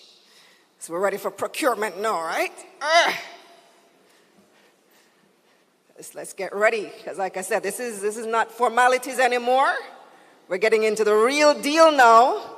What shall we spell? I think we should spell elevate. Can we spell elevate with our bodies? Give me an E. All right, let's do the L. Another E. The V is easy. A. T. E. All right, good. We're ready. You can sit down now. You may have a seat. Me spell O-P-P. Oh! How would do the P? Anyway, yes, let's move on. Moving on. Our next speaker is Dr. Margaret Rose, and let me tell you a little bit about her. She's a senior partner and governance, procurement, and financial crime practice lead at Lex Caribbean Attorneys at Law. She was called to the Bar of Trinidad and Tobago in 1995, and there she balanced her legal practice, specializing in public law, anti-corruption and crime, with her public procurement advisory work. Like I said, we are getting into the meat of the matter now because she has a presentation for us. It's called Sustainable Futures, Circular Procurement, and Tech Innovation. Let's welcome Dr. Margaret Rose.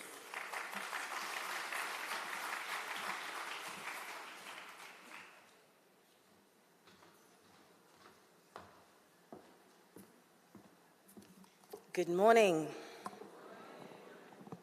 Let me just see.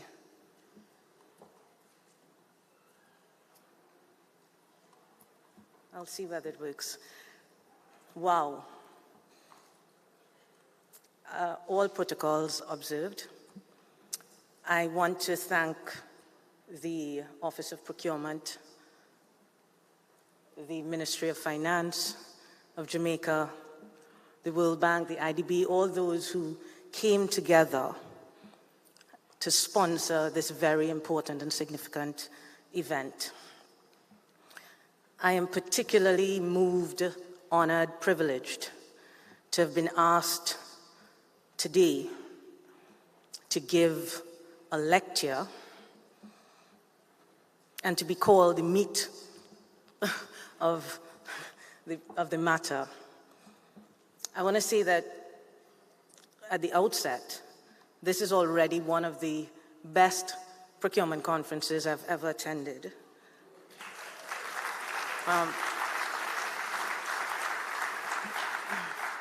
And I hope that we can cruise together. I want to put a couple of caveats at the beginning of this conversation that I want to have with you. I'm going to try not to make it too boring. We've heard many speakers today, and I would think, having listened to the speakers, we are all part of the same choir, but you know that in choirs, everybody doesn't sing the same note. But it's ever more beautiful, isn't it, to have the different tones harmonizing together. So I ask you to receive me as a sister. I'm from Trinidad and Tobago. You may be wondering, well, how was I invited to do this? I guess during the course of the presentation, that may come out. I'm going to click now to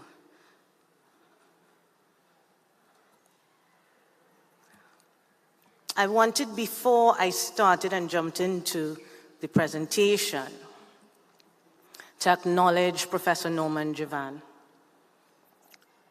who actually died in April 2014, 10 years to the day, 10 years, April 2024.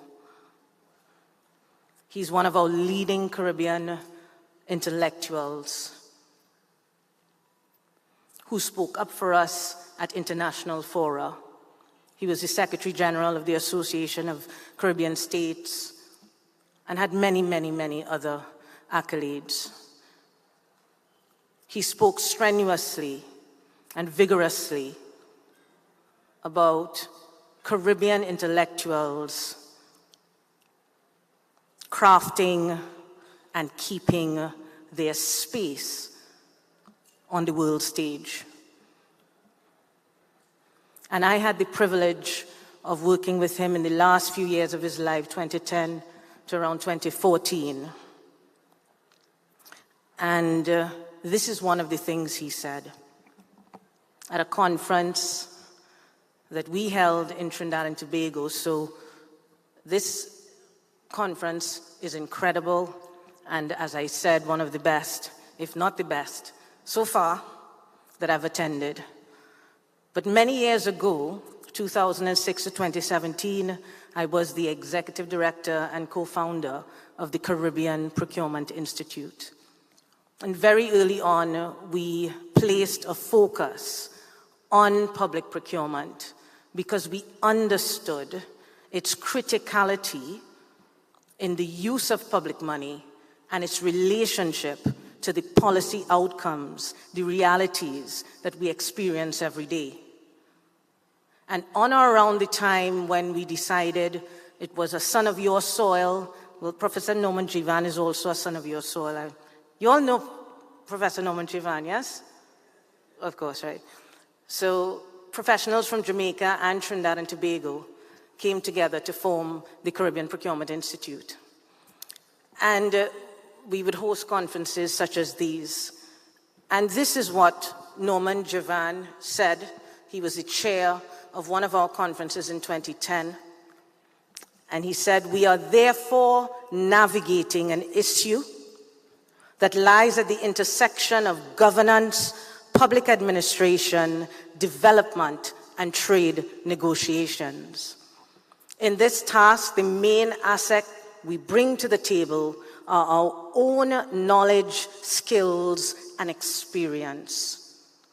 I come from a school of thought that believes we must think these things through for ourselves. Cultural transplants and policy transplants do not work. Policies, practices, and systems must be homegrown, borrowing from the best available and adapting it to our own circumstances and objectives." And I start in recognition of this school of thought. And I stand here of this school of thought. And so while we have been speaking about all of the principles of procurement and what makes good procurement, one of the things in being asked to speak about sustainable future, circular procurement and tech innovation, that's looking forward. That's, how do we address, and we don't need to go into all the details, 1.5 to stay alive, the Paris Agreement, the heating of the climate, the crises that we're going through. And we're looking at that to say, what can we do? How can we use the trillions of dollars that have been mentioned to avert the situation which threatens our life on this planet? And we're being asked to do that now, and we are all singing somewhat in unison about what good procurement principles are. For me, in order to get into this topic with you, I have to go a little bit into the history of modern public procurement regulation. And when I refer to modern public procurement regulation, I am looking at the last 40 years, particularly, 1980s to now. And you see, in terms of regulating public procurement in the Caribbean, we had the UN model law, which was promulgated in the early 90s initially, and then revised in 2011. And these explicitly in the UN model law, you have it up on your screen.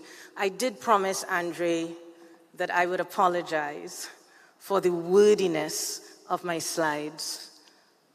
I know best practice, just punchy and that sort of thing. I'm a lawyer, so I did the best that I could. So it's going to be a bit wordy, but the good thing about that is, you can reach out to me or Andre after, and we will be happy to provide the slides to you. So you don't have to be taking notes, you can get access to the slides.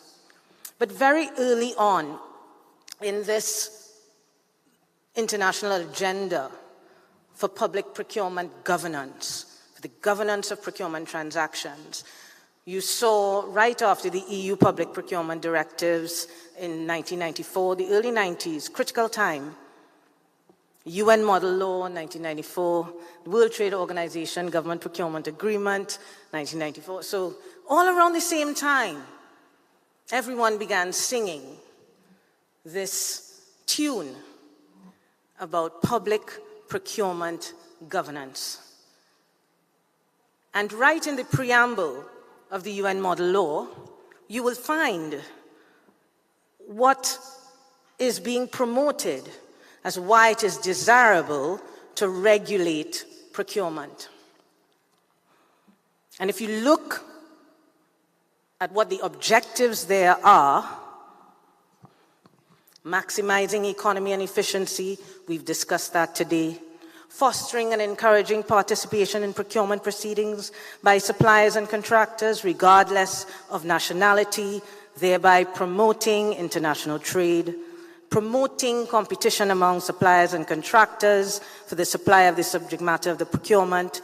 Providing for the fair, equal, and equitable treatment of all suppliers and contractors. Promoting the integrity of and fairness and public confidence in the procurement process, and achieving transparency in the procedures relating to procurement. You all must be bored hearing this repeated over and over to you. What is missing from this preamble is a focus on socioeconomic development. What is missing from this preamble is a focus on local participation and local industry development. What is very evident when you look at the preamble to the UN model law is that the overarching objective, and that has been repeated over and over, is the liberalization of international trade.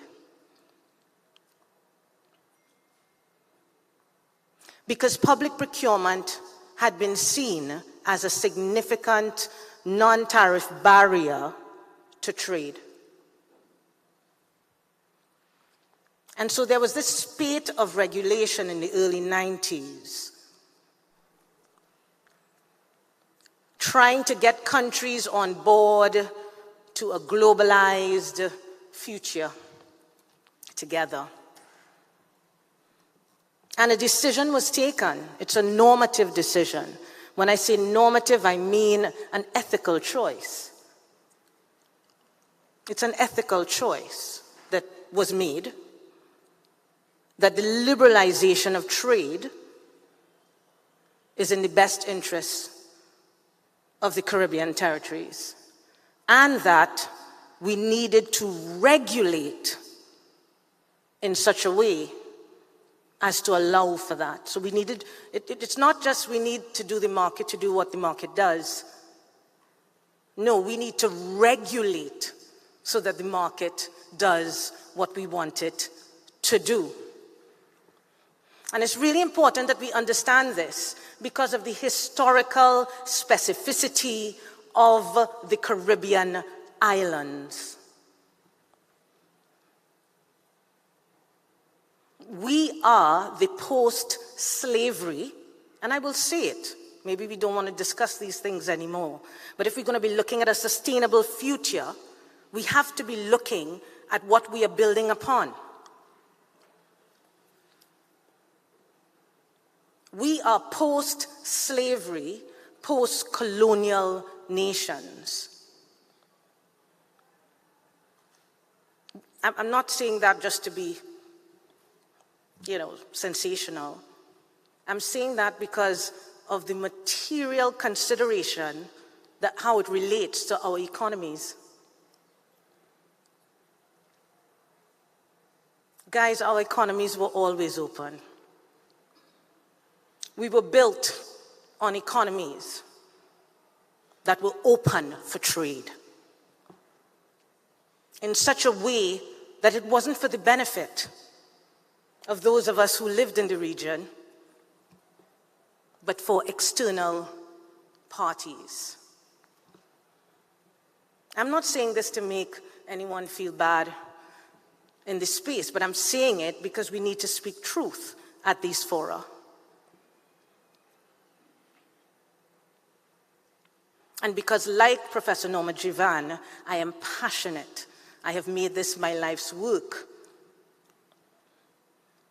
In 2017, I went on sabbatical, and I did my doctorate at the intersection of public procurement, policy, philosophy, and complexity. I went and I did that, and I pressed pause on the Caribbean Procurement Institute, which hosted conferences like this in Trinidad and Tobago and Jamaica. Back and forth we were for several years, for a decade, with hundreds of attendees, just as this, because we were passionate about the work that we were doing. We felt that we needed to have a stronger voice in what is good public procurement policy. So today, when I'm speaking to you about circular economy and circular procurement and technology innovation, and let me just say, when I speak about technology innovation today, it really is in the context of circular procurement, circular economy. I'm talking in that context. I'm not just talking about technology innovation, because one can have a whole lecture on technology innovation and procurement. But I want to speak some more truth, even before we get into the meat of the topic. Because, guys, in the past 5 years, if you look at the literature, the volume of the discussions, the debates, the articles, the research that has been done on circular procurement has almost tripled. We've had many talk shops like these in the last 5 years. It has become one of the most exciting things to talk about in public procurement. Because you see, circularity and circular technologies were seen as the mechanisms to achieve the Sustainable Development Goals, sustainability, development that puts people, planet, and purpose at the heart. So circularity became a very sexy thing to talk about in the context of public procurement. And I also became passionate about circular procurement.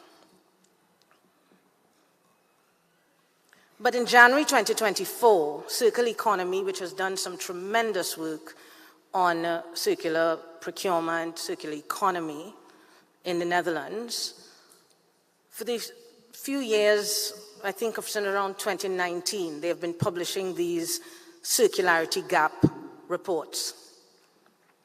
And in January 2024, they published this one. So what I'm quoting here from is from their report, because we need to talk the truth.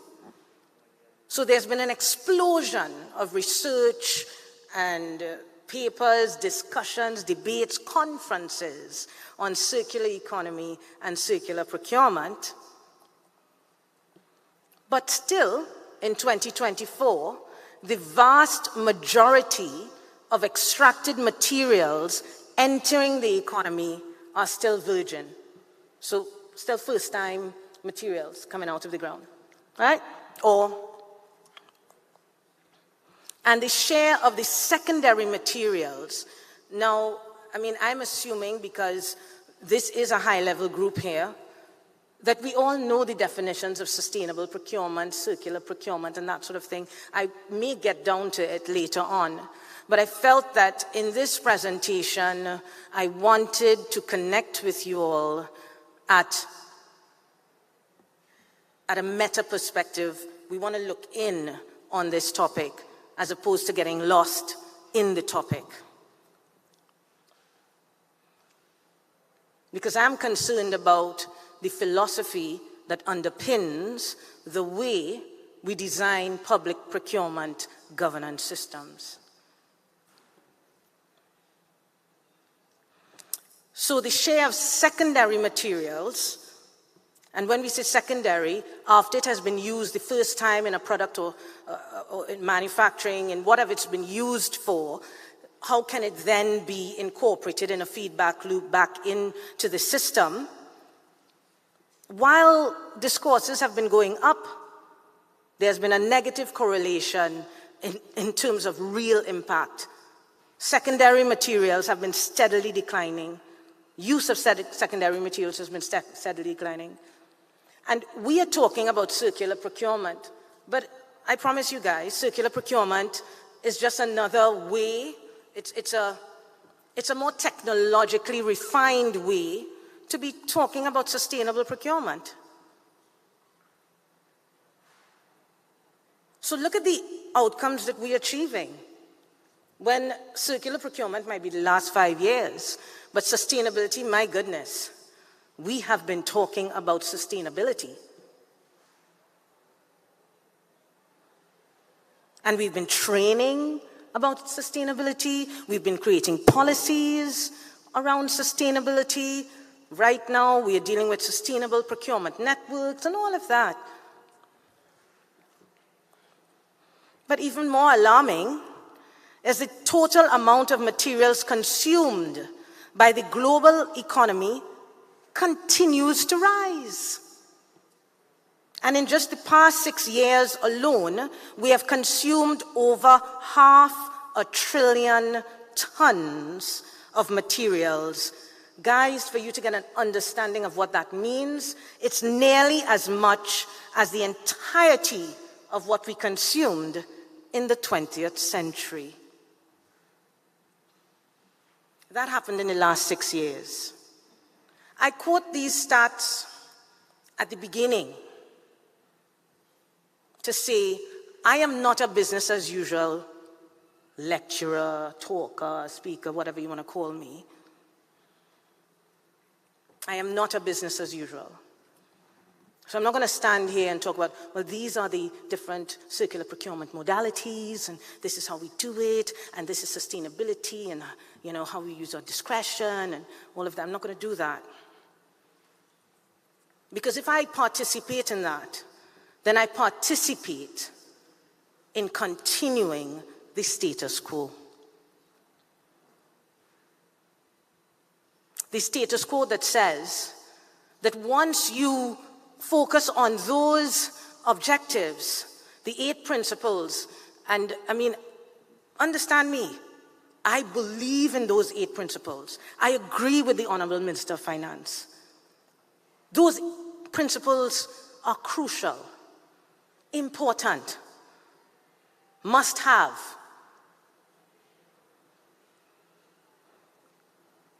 But you realize they don't speak about sustainability. Sustainability seems to be, in our discourses, a nice to have, a good to do. but not always mandatory. In some countries, we are seeing that it is being mandated. And when I say mandated, I don't mean a green procurement policy or a sustainable procurement policy, which is a soft landing for procurement. I mean seeing it in your legislative framework. In 2013,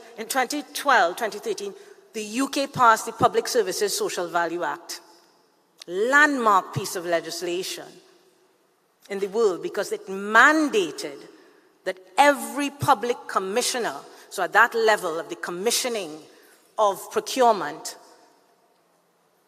they were mandated to consider the social and environmental considerations. It's a weak piece of legislation because all they're mandated to do is consider. But at least they're mandated to do it. I mean, it's a step in the right direction, right? In Trinidad and Tobago, we had an unprecedented civil society movement. Many different bodies, the Transparency International, of which I was the vice chair at one point in time, 2004 or thereabouts, Manufacturing Association, Contractors Association, the Joint Consultative Council for the Construction Industry, the Chambers of Commerce, and the government entered into working together to figure out public procurement. And I'm happy to say that in Trinidad and Tobago, there was great pushback when there was a first draft of our overarching procurement law produced that was coterminous with the UN model law, almost coterminous. And we pushed back. Absolutely not. And so in 2015, yes, we did pass one of the most groundbreaking pieces of legislation in the world, where in our objectives we mandated that in every procurement it must be done considering socio-economic development. And I want to acknowledge Afra Rayman in the audience, who was one of the most vigorous advocates for the kind of unprecedented legislation that we've passed. Unfortunately, it was passed, a budget was set to establish the Office of Procurement Regulation, and then for 8 years, we waited for the legislation to be operationalized because the government recognized after it was passed, oh, what did we pass? Because another thing that was very powerful about our act, which I'm going to come to in the context of this presentation, is that in our act, we didn't discuss thresholds at all.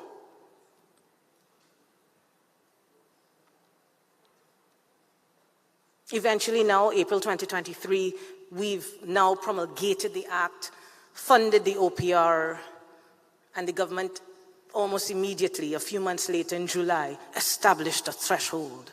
$1 million, any procurement under 1 million TT dollars doesn't have to comply with the act.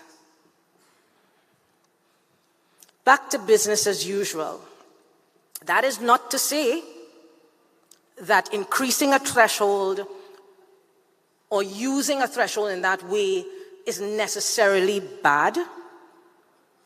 Because as I will discuss as we go through, the instinct to establish a threshold is actually a response to a problem in our public procurement governance systems. It's a response. It's like, this is too rigid. We can't be efficient. We can't get things done quickly.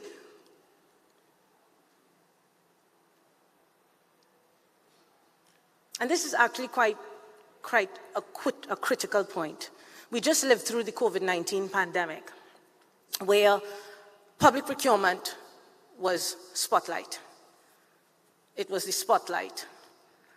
We saw a proliferation of waste, mismanagement, and corruption, and particularly in personal protective equipment.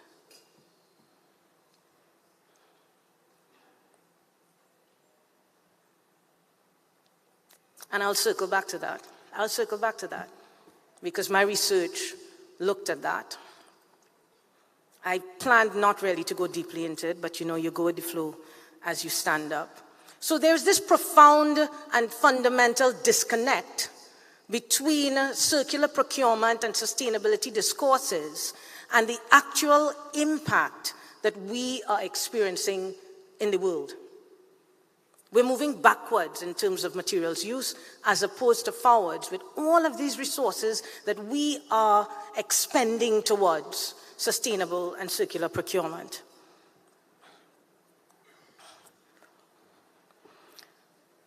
So despite the circular economy reaching megatrend status, lofty speeches and targets, they're not yet translating into on-the-ground actions and measurable impacts. And these are not my words, I put them in quotations. So it's not Margaret trying to be disruptive. This is the circular economy of Amsterdam saying it. Now, what are the barriers that have been advanced as to why we are not engaging with sustainable and circular procurement as much as we ought to? Well, when you look at the literature, you hear people saying the cost of transitioning to circular procurement is too high. You hear insufficient financial incentives. We need to incentivize circular procurement. Insufficient regulation or incoherent policies with the waste management and linking it to procurement and all of that. You see lack of technological infrastructure, because this is where tech innovation comes in. Because in order to engage with circular procurement and reuse materials and reduce our reliance on material use and recycle and refurbish and, all the R's, I'm assuming you all are familiar with the R's. We need to employ new technology. We need to develop, we need to elevate, innovate, and create the new technologies that will allow us to do this. Right? So there's one of the barriers, this is a lack of technological infrastructure, lack of expertise and knowledge. A lot of us, particularly those who are lawyers like me, we didn't spend a lot of time studying science. So for us to engage now with this, it's a whole re-education, relearning that will need to take place. And across the board, we need to have our young people being trained in this way. Insufficient market demand, they're saying that consumers don't necessarily want to buy the circular products that are produced with secondary materials. They're not attracted to them, they're not attractive enough, right? And technical complexity, which is linked to what I said before. So when you look at the literature, I'm just trying at a high level to pull the barriers, the reasons that are being advanced for the disconnect that I pointed out. I don't want to lose you, but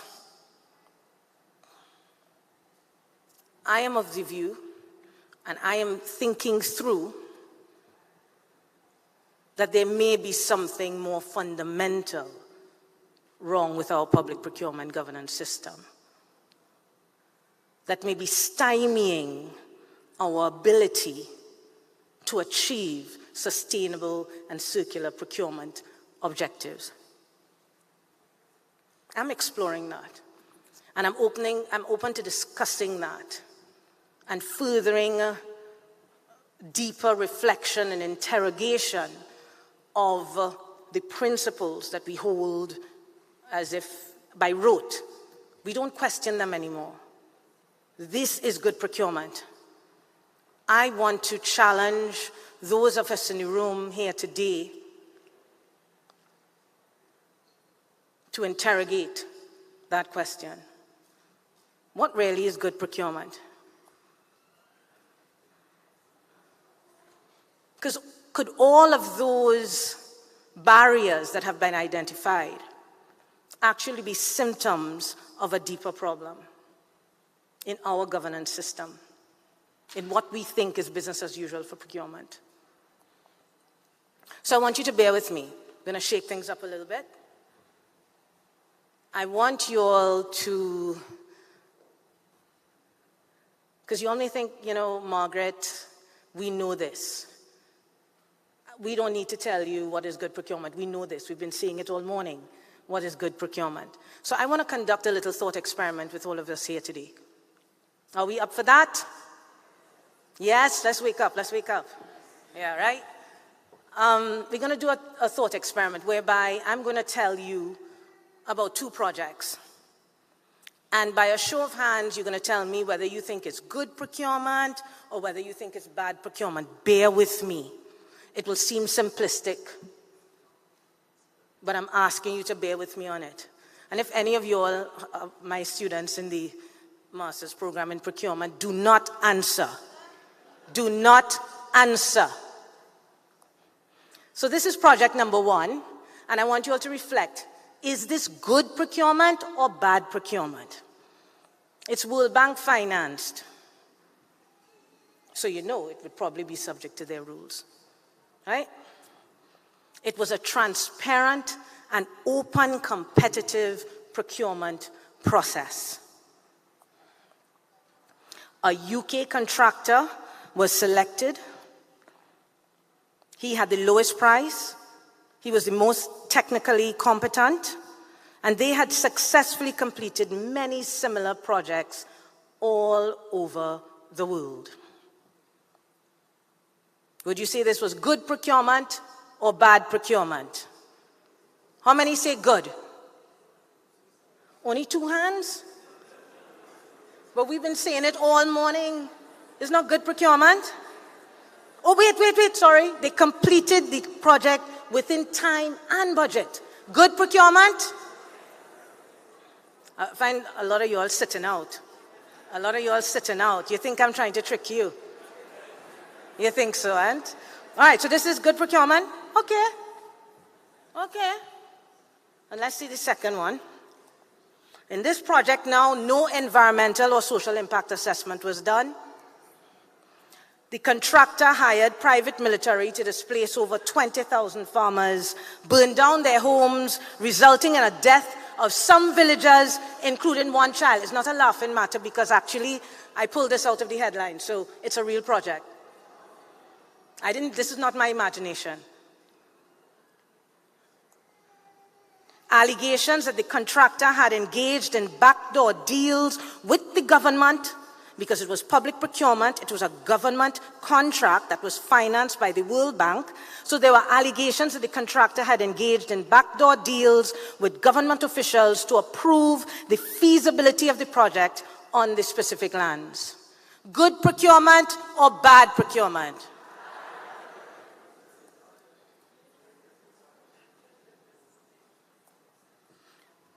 Project 1, good. Project 2, bad. Yeah? What would you say if I told you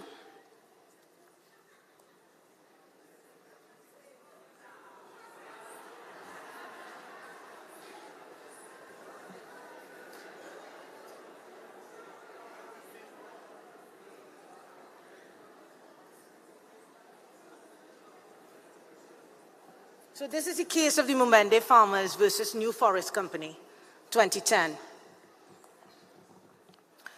The IFC World Bank private sector investment arm financed it in Uganda.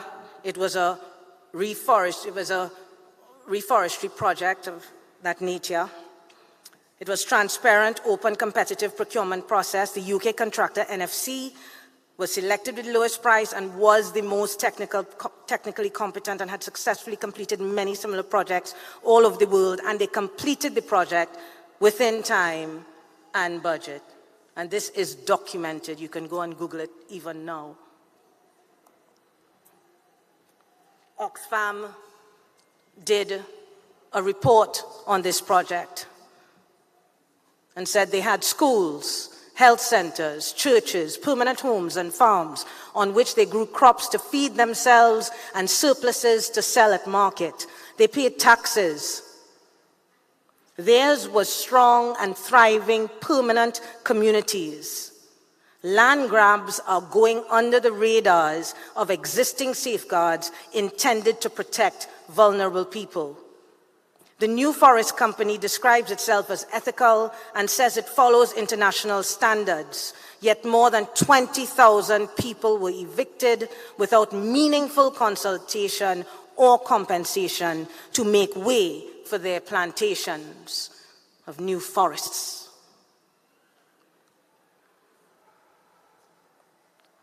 Selling to the Ugandan, government, which was engaged in backdoor deals as well. They are as culpable. I'm not at all pointing fingers anywhere, but our system is broken.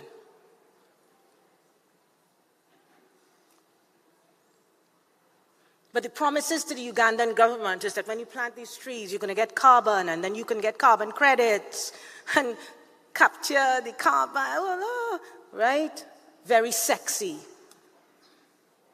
But because we have a public procurement governance systems that prioritizes the 8 issues that we've been talking about today, and does not prioritize, despite all of the money, all of the talk, all of that we're doing for sustainable and circular procurement, it doesn't prioritize it, then these kinds of things can happen. So I ask you, what is good public procurement? Is it just those 8 principles? Or is it something more?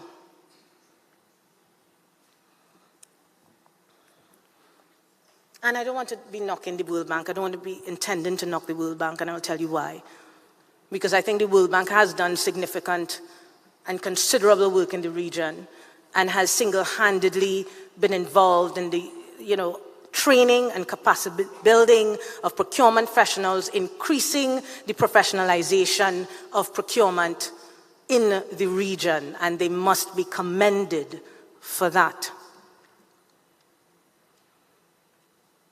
But just in case you thought the Uganda project, the New Forest Company project, was just once in a lifetime, or Margaret is trying to be sensational, the International Consortium of Investigative Journalists in 2015 studied 7,200 World Bank finance projects between 2004 and 2013. At least 3.4 million people have lost their land or their jobs because of those projects, and there's little follow-up on their relocation. This is not Margaret Rose saying it. I'm just putting things together. I'm just putting things that actually exist in the world, in different parts of the world, together for you.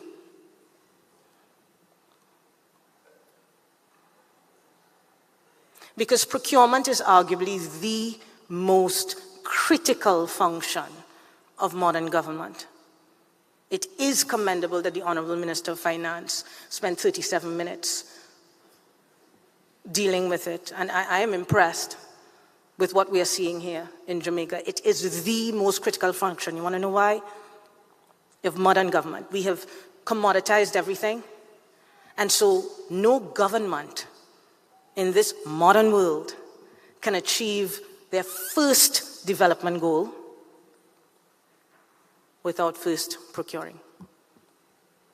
Every goal politicians and governments say they're going to do for you, whether it is crime reduction, whatever it is, crime, security, healthcare, education, you name it, whatever they say they're going to do for you, the only way, the only pathway, the only bridge that doesn't lead to nowhere is public procurement. Public procurement is the bridge that we embark upon to achieve the outcomes, the policy outcomes that we want. It's the bridge. So if we're not getting the outcomes, could something be wrong with the bridge? This is the provocation that I've had for a long time. And I thank God for people like Norman Javan, because when I first came out, started doing research and talking about these things, it was like, oh my God, who is she? What is going on? I hope the World Bank and the Ministry of Finance and the Office of Public Procurement in Jamaica invites me back. I hope, because I want to be friends, you know? But, I mean, I don't sing with one voice. I want to, absolutely want to. But it's not the only project like this. And this has been my provocation. And so that is why when the COVID-19 pandemic broke, I had already been well underway in my doctoral journey. I had already gotten ethical approval to do my research, which was on the Public Services Social Value Act in the UK. And I wanted to look at how it was being implemented, why it wasn't, you know, why some organizations were implementing it and other organizations weren't. I was going to interview the person. I was well on my way. Then COVID-19 happened. And I looked at what happened at COVID-19 and I said, hold up. You're not going to do your research on the Public Services Social Value Act. You're going to do it on this COVID-19 pandemic. And that's why it took longer. Because I held up in 2020 and then had to rethink my project again. But I'll tell you what was my provocation. Very much like these projects where on paper they are meeting all of the principles, right? But the outcomes are not matching. Similarly, hear what struck me during COVID-19. You know, Professor Sanchez-Giles is supposed to be here. He's done quite a bit of writing on this in terms of what happened during COVID-19. We saw an almost universal deactivation of all ex-ante procurement rules during COVID-19. It was just deactivated. That's built into our system. Emergency procurement is built into our system. You see, in times of emergency, we don't need to follow these rules. And I'll tell you, up until COVID-19, I thought that was eminently reasonable, logical. It makes common sense. If it's an emergency, you know, speed trumps all. So I had no reason to interrogate that. But if you really reflected on what happened during COVID-19, and you sat with that for a while, if the public procurement governance system is designed to achieve, let's just call it the 8 principles for shorthand, the 8 principles for shorthand, in times of crisis, do those principles become less important? Arguably, when lives are threatened, it becomes more important. And yet built into our system is the deactivation of all ex-ante. When I say ex-ante, before you procure everything that you're supposed to be doing, deactivate that. You could report on it after. Something did not feel right to me about that. And so I decided to take a law and political economy approach. I had to engage with the philosophy of science to try to figure out historically how we got here, saying this is what good public procurement law is, when really and truly doesn't even work in times of, we don't need it in times of crisis.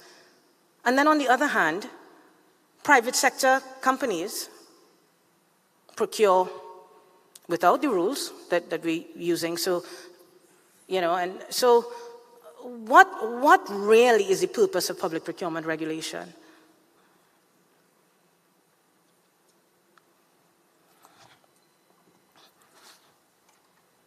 Because you see, I think what we see operating in the public procurement domain is what is called an epistemic fallacy.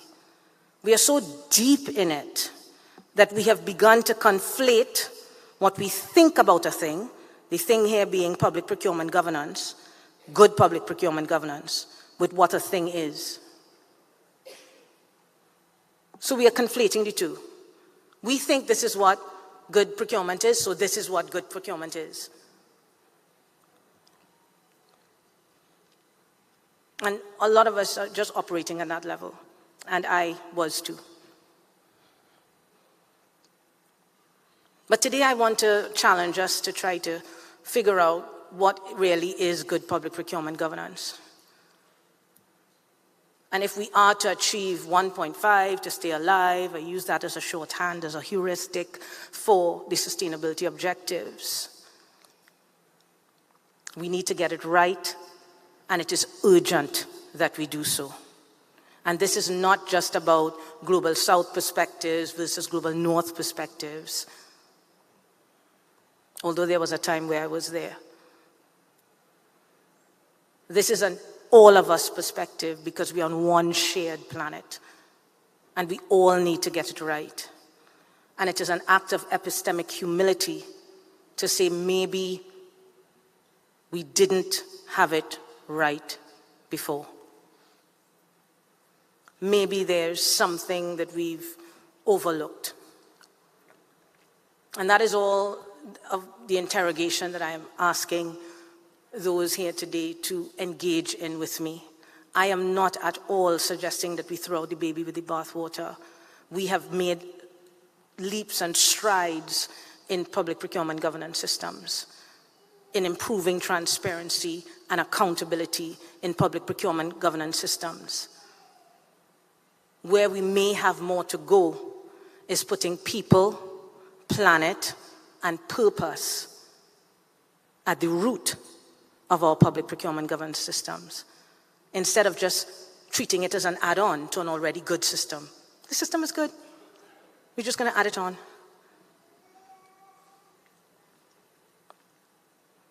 So to give you just a high-fly helicopter kind of view of what my historical and law and political economy interrogation got us to. I think that's what's on the next slide. Yeah, it's to give you a high-level thing of what it is. You see, one of the things we were able to show is that personal protective equipment prior to COVID-19 2020 was considered a non-critical, low-value good. When I say good, I mean item. Why was it considered a non-critical, low-value good? Because our methodology for thinking about value in our public procurement system is flawed. We look at the market price of a good, the cost of acquiring the good, and we look at the ready availability of supply. For the procurement professionals in the neuralgic portfolio matrix, you know it, with its adaptations. We use that matrix to determine whether a good is considered low value or high value. And this is critical, because if a good is considered low value, then it is a beneath the threshold item in procurement law. And if it's a beneath the threshold item in procurement law, it means that strategic supply chain management does not apply. The safeguards that we put in above the threshold does not apply. And when you look at what the value of PPE is, it demonstrates to us that our methodology for determining a value of a good is flawed. PPE is a life-saving device.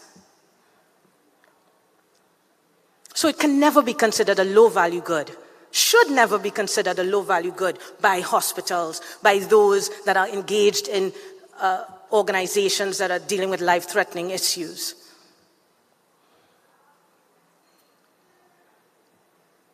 And that understanding of the value of PPE ought to inform the governance of the procurement of PPE. That's my developing theory. And there's a reason why our value proposition in public procurement is flawed. And you'll find it when you take a historical look at it. And so what I did is I looked at the United Kingdom and all of the CARICOM countries during the period 1980 to 2020, 40 years. I did a comparative law analysis of the development of their procurement laws. And just at a very high level, because it's a lot, we saw a trend, which you all will be very familiar with, so this is not news to you, that it started off as a back office administrative function. So it was more of a transactional approach. You all know this. We could sing as one choir with this. Post-1990 became a highly regulated function, and the UN model law in particular was promoted to countries of the Global South, African, Caribbean, and Pacific countries to inform overarching public procurement legislation. Over 40-something countries by the early 2000s, most of them in Africa and some in the Caribbean, had passed very regulated procurement laws. Jamaica was one. Jamaica was the first in the region to really significantly overhaul their public procurement system. And I think, Trinidad and Tobago bucked against it for a long time, and the reason why they were able to is because they didn't need to borrow a lot of money to pursue their capital in infrastructure development program. And it wasn't good for corruption. It wasn't good for accountability and transparency of public money. But what Trinidad and Tobago did when everybody was going into this regulated, rules-based approach is they progressively deregulated procurement, because Trinidad and Tobago was left with the Central Tenders Board Ordinance, that post-colonial legacy of legislation where procurement was centralized and all of it had to go through the Central Tenders Board. And at that time, let's say the 60s, 70s, the vast majority of procurement was done by central government.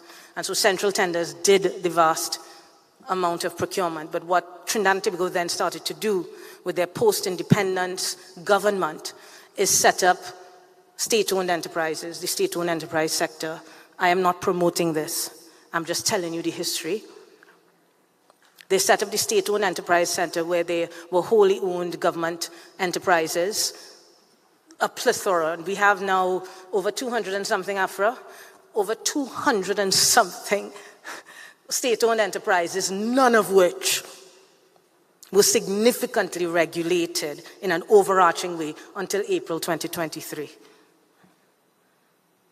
And all procurement was going on under there. We've had some of the largest corruption scandals in the region. Piarco Airport corruption, $1.5 billion. That was in 2002 to 2003. We had a commission of inquiry. I was counsel to the commission of inquiry, a year and a half of my life, and that is what triggered my engagement with public procurement and anti-corruption. Started there over 20 years ago. So most countries went into this rules-based approach.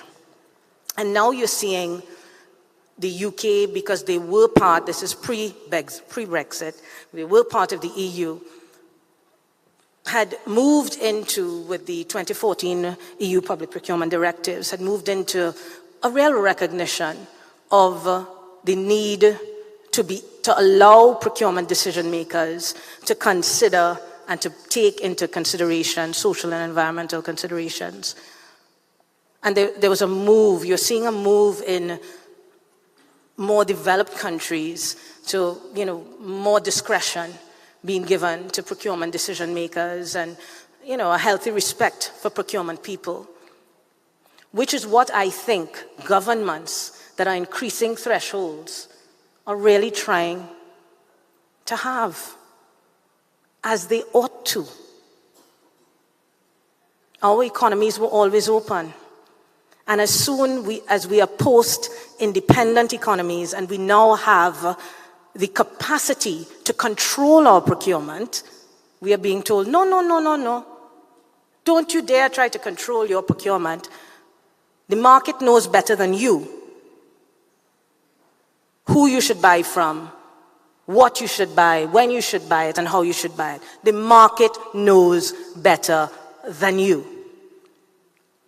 This is what we are being told. We have barely had time to chart the future of our countries in the Caribbean. Barely had time. And if you've read the work of Hajun Chang, Kicking Away the Ladder, he speaks to the rules of global economic governance, of which public procurement governance is a part. As developed countries attempting to kick away the ladder that they went up, because no developed country, no industrial nation has used laws anything like the UN model law to get to where they've gotten to now.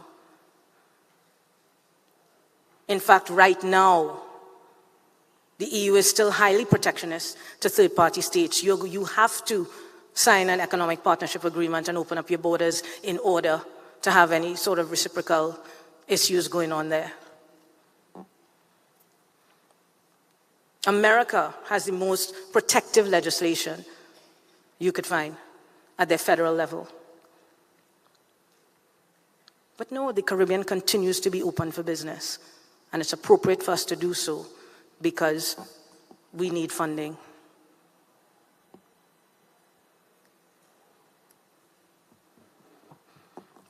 So ethics and values-based approaches, increased discretion, that's not for us. And so this is just a high level. You see the developments in public procurement governance design. There have been what could be called shifts. You could call them paradigm shifts in public procurement governance design. And you're seeing post-2015, with the Sustainable Development Goals, you're seeing an increased understanding worldwide that we are living on one shared planet and we are all part of one complex system.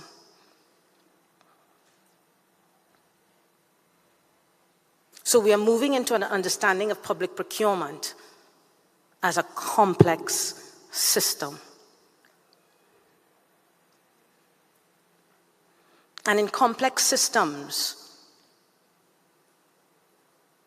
you have to be prepared to respond to emergent outcomes, the unknown unknowns.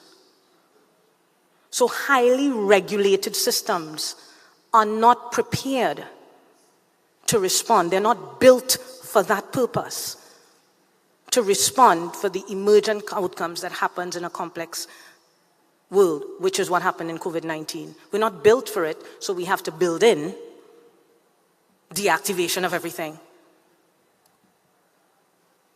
But why don't we think about how can we design public procurement systems in such a way that they don't have to be deactivated in times of crisis? Maybe the time has come for us to think for ourselves. We don't need to use the tools of what we find out there in the world, which is threshold governance, and we don't need to use that because threshold governance is based on a reductive, transactional, anthropocentric understanding of value. It's based on Williamson's governance, transactional governance model, where we look at the cost and benefit of procuring, financial equation. And we say, if it's too high, let's not do all those rules. That is a reductive way about thinking about the truth of our reality. It's a reductive way about thinking about the truth of complex reality. And there are scholars now all over the world looking at the intersection of complexity science and public policy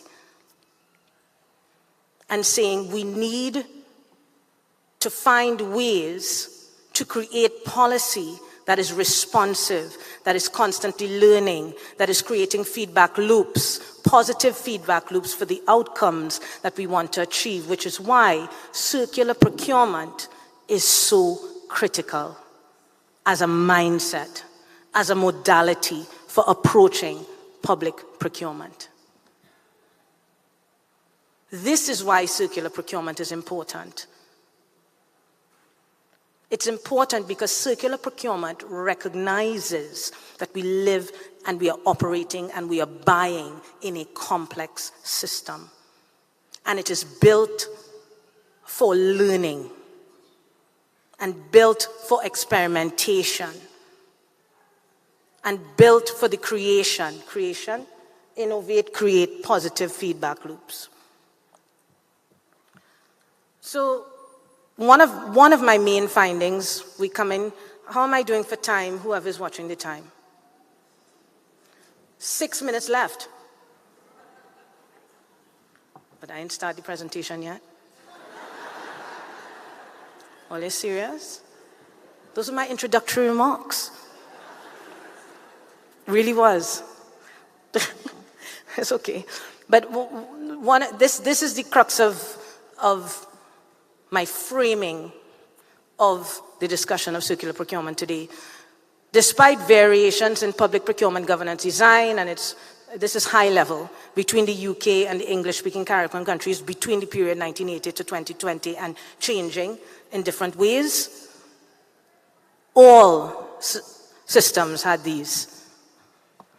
Open competitive formats remain the default mechanism for good public procurement. Doing any other procurement requires justification. What we need to understand is that's an ethical choice. That's a normative choice. But it's dressed up to us as if it is neutral, technical, processual, and inevitable. That competition equal good procurement. During COVID-19 pandemic, we saw the blossoming of collaborative procurement and the fruits of collaborative procurement and early supplier involvement and development together and transparency and good faith negotiations. There was a lot of bad that happened, but because all the rules were deactivated, there were also mushrooms in different parts of the world. Time does not allow me to go into all of them. And in Trinidad and Tobago, we had people coming together to create PPE and sell to the government and sell to hospitals and all of that, collaborating, right? How do we stymie this innovation? By mandating over and over, this is how you procure. This is how you have to procure. How do we harness our innovation? How do we set the conditions for us to create, elevate, innovate, create, if we are to do the same thing over and over every day? And the same way we bought pens 10 years ago is the same way we're going to buy pens 10 years in the future. If we don't take this time and the learnings from the COVID-19 pandemic to say it is not business as usual anymore.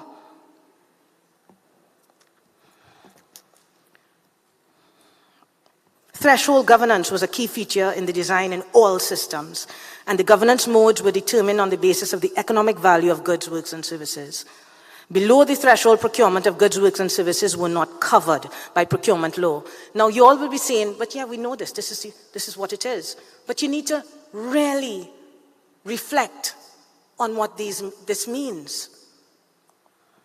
Value, though conceptualized in different ways, was always separable from other forms of public and collective value, such as socio-ecological outcomes. It was always distinguished from, because it's something else.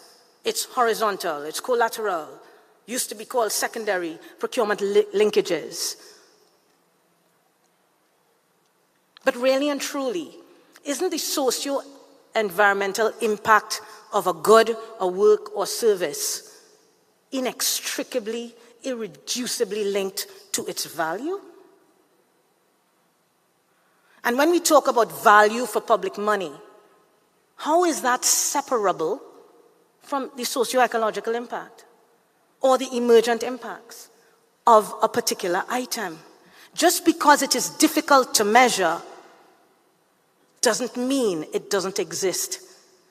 Just because we don't know how to quantify it doesn't mean it doesn't have that value.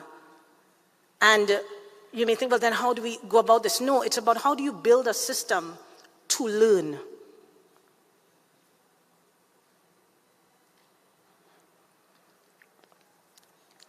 Where PP in some systems, and in the UK you're seeing that starting to happen, and I would say the UK just passed their post-Brexit law in 2023.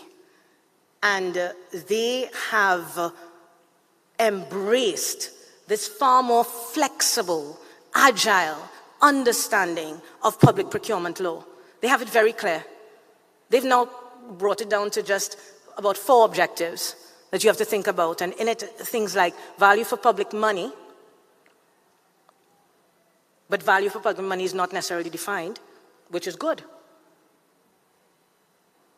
Maximizing public benefit, incredible. That's in their objectives. Where's that in ours? Maximizing public benefit. We are spending public money. What should the purpose of that expenditure be? Should it be to get goods at the lowest cost, best value in the right time, right place? Is that all?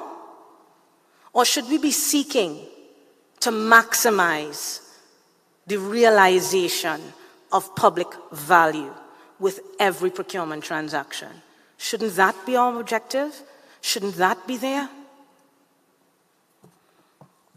You can tell me, Margaret, you're not talking. So what I was able to do, building on the work of Kunslik, I don't know if you know Peter Kunslik, he wrote in 2013 about the genesis of the EU public procurement directives and linked it to neoliberalism.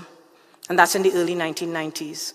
And those directives at that time were very similar to what you see, across the board.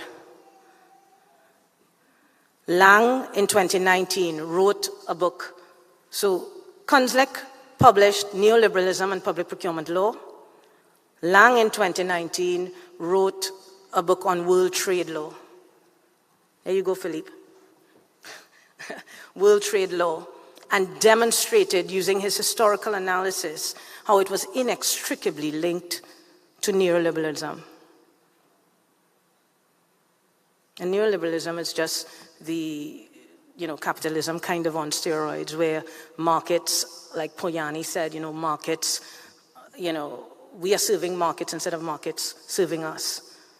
It's where we have, we've used the law to regulate the market, to create an open market. And this concept was crystallized by Brabazon and a few of her colleagues in 2016 into something called neoliberal legality. And this is where the law is used, not merely to facilitate neoliberal economic thinking or as an instrument of neoliberal economic thinking, but is actually constitutive of it. It's an incredible piece of work. And building on that, building on these 3 pieces of work, I was able to demonstrate the UN model law's entanglement with neoliberalism in its origin stories. Why is that important? It's important because a neoliberal conceptualization of social reality is transactional, anthropocentric, methodologically individualist. What do I mean by that? We mean that we look at things only through the lens of the individual, and we measure costs only from the perspective of the buyer, the supplier, individual, not collective understandings of value, and operating within closed systems. If we buy this, this is the price, and this is the impact that we're going to have We know that. Closed system loops.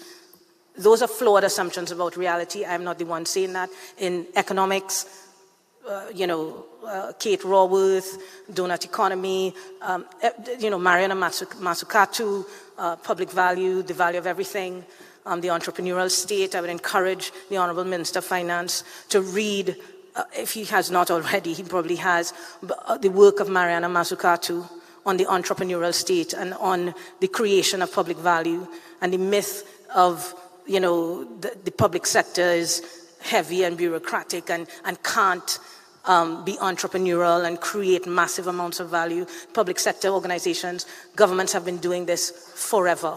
I don't need to go over her stuff. So what you find if you look in your law, because if you want to take me seriously, I am not just a talk shop, right? This is not just about talking about it. It's about how do we identify the ways in which neoliberalism might be holding our system back. Because in a complex system, at the bottom of every complex system, there is something called the system attractor, which means that if anything comes in to disrupt and interact with other elements of the system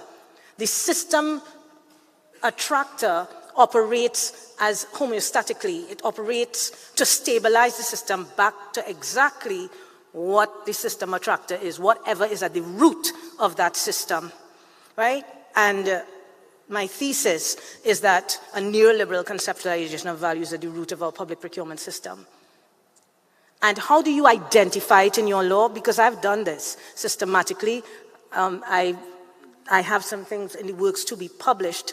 So, I don't really want to pass out the thesis at this time, but at a very high level, these are indicators of neoliberal ethical orientation in public procurement law.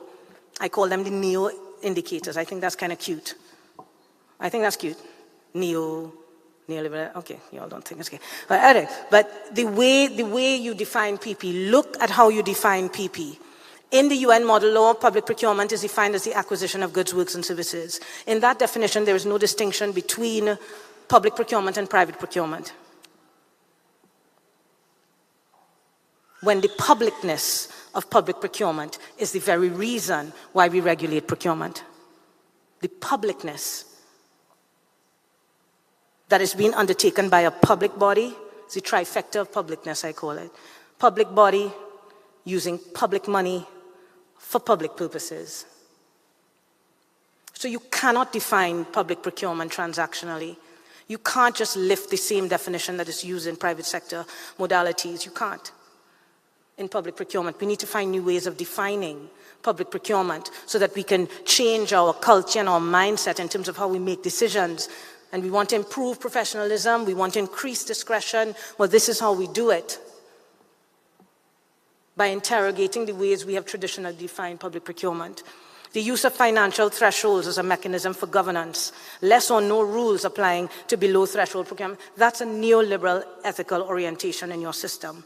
You're basically saying that goods that have low economic value are of low value and do not require the same levels of strategic procurement governance that goods that are of higher economic value will attract. The way value is conceptualized, right? So these are things I have discussed. Competition as a default. And finally, labeling socio-ecological objectives as political and subjective. And this is what, in my view, underpins the circularity deficit, the circularity gap, the sustainability gap. We are going around telling governments, this is, you should do this. This is your political objective. But then, we think you should do it, But you must put these principles in law in order to get funding. But you should do it sustainably. But put it in your law.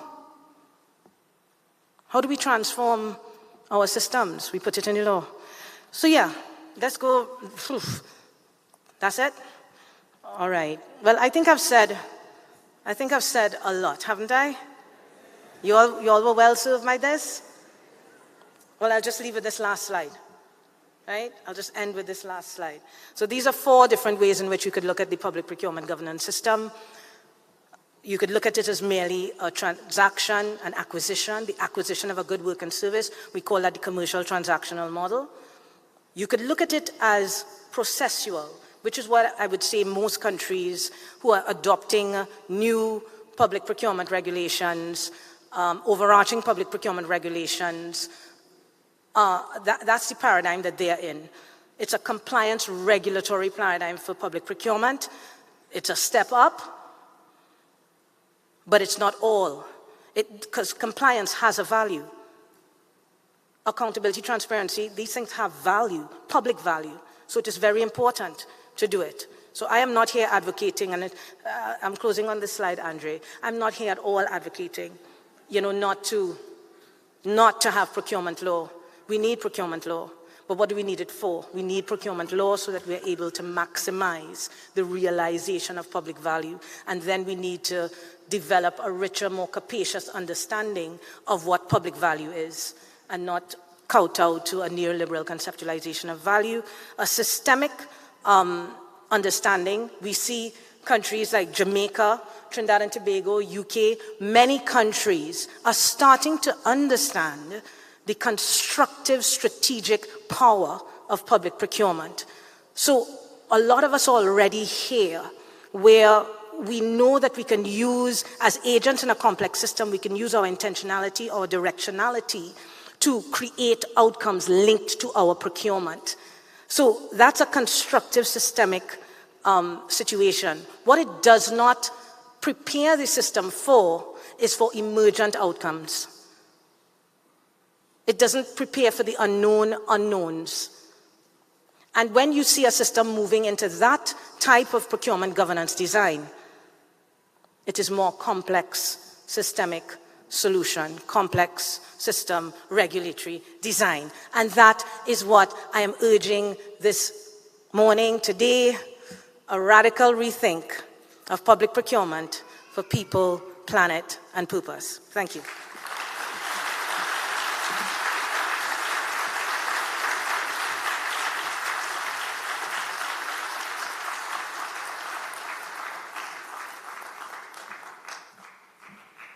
Wow, wow, wow. Thank you so much, Dr. Rose. That was remarkable. You learned something? Okay, good. That's all you want, right, Dr. Rose? Yes, you want us to learn something today. We learned something this morning. Now, before we head to lunch, we have a few housekeeping matters. Do y'all have your booklets? You've looked through the booklets? Really nice booklet, right? There's a crossword puzzle on the back and everything.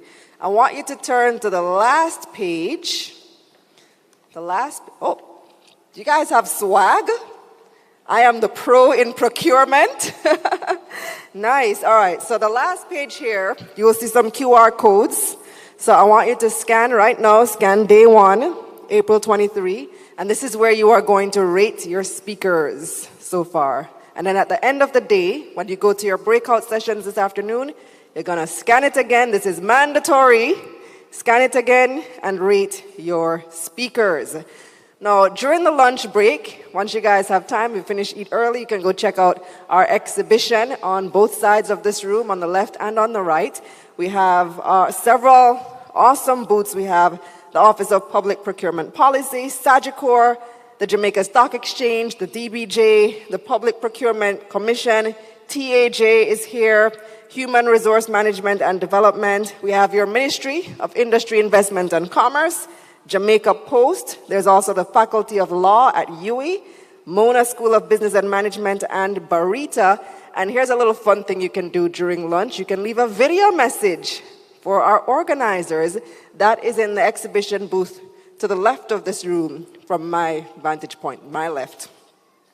Now, everybody already knows where you're going for your breakout?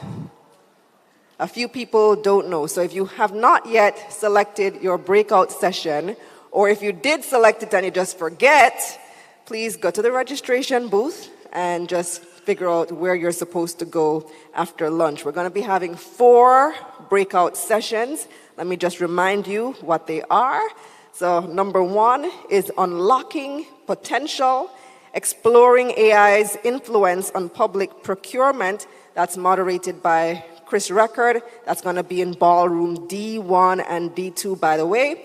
If you turn to page 15, which is almost at the middle of your document, of your program, there's a map of the grounds. And so you can find where your room is. So you can see we are here in block D at the plenary, D1, D2, and then that's where the ballroom is for the breakout session number 1. Just check the map, check the map.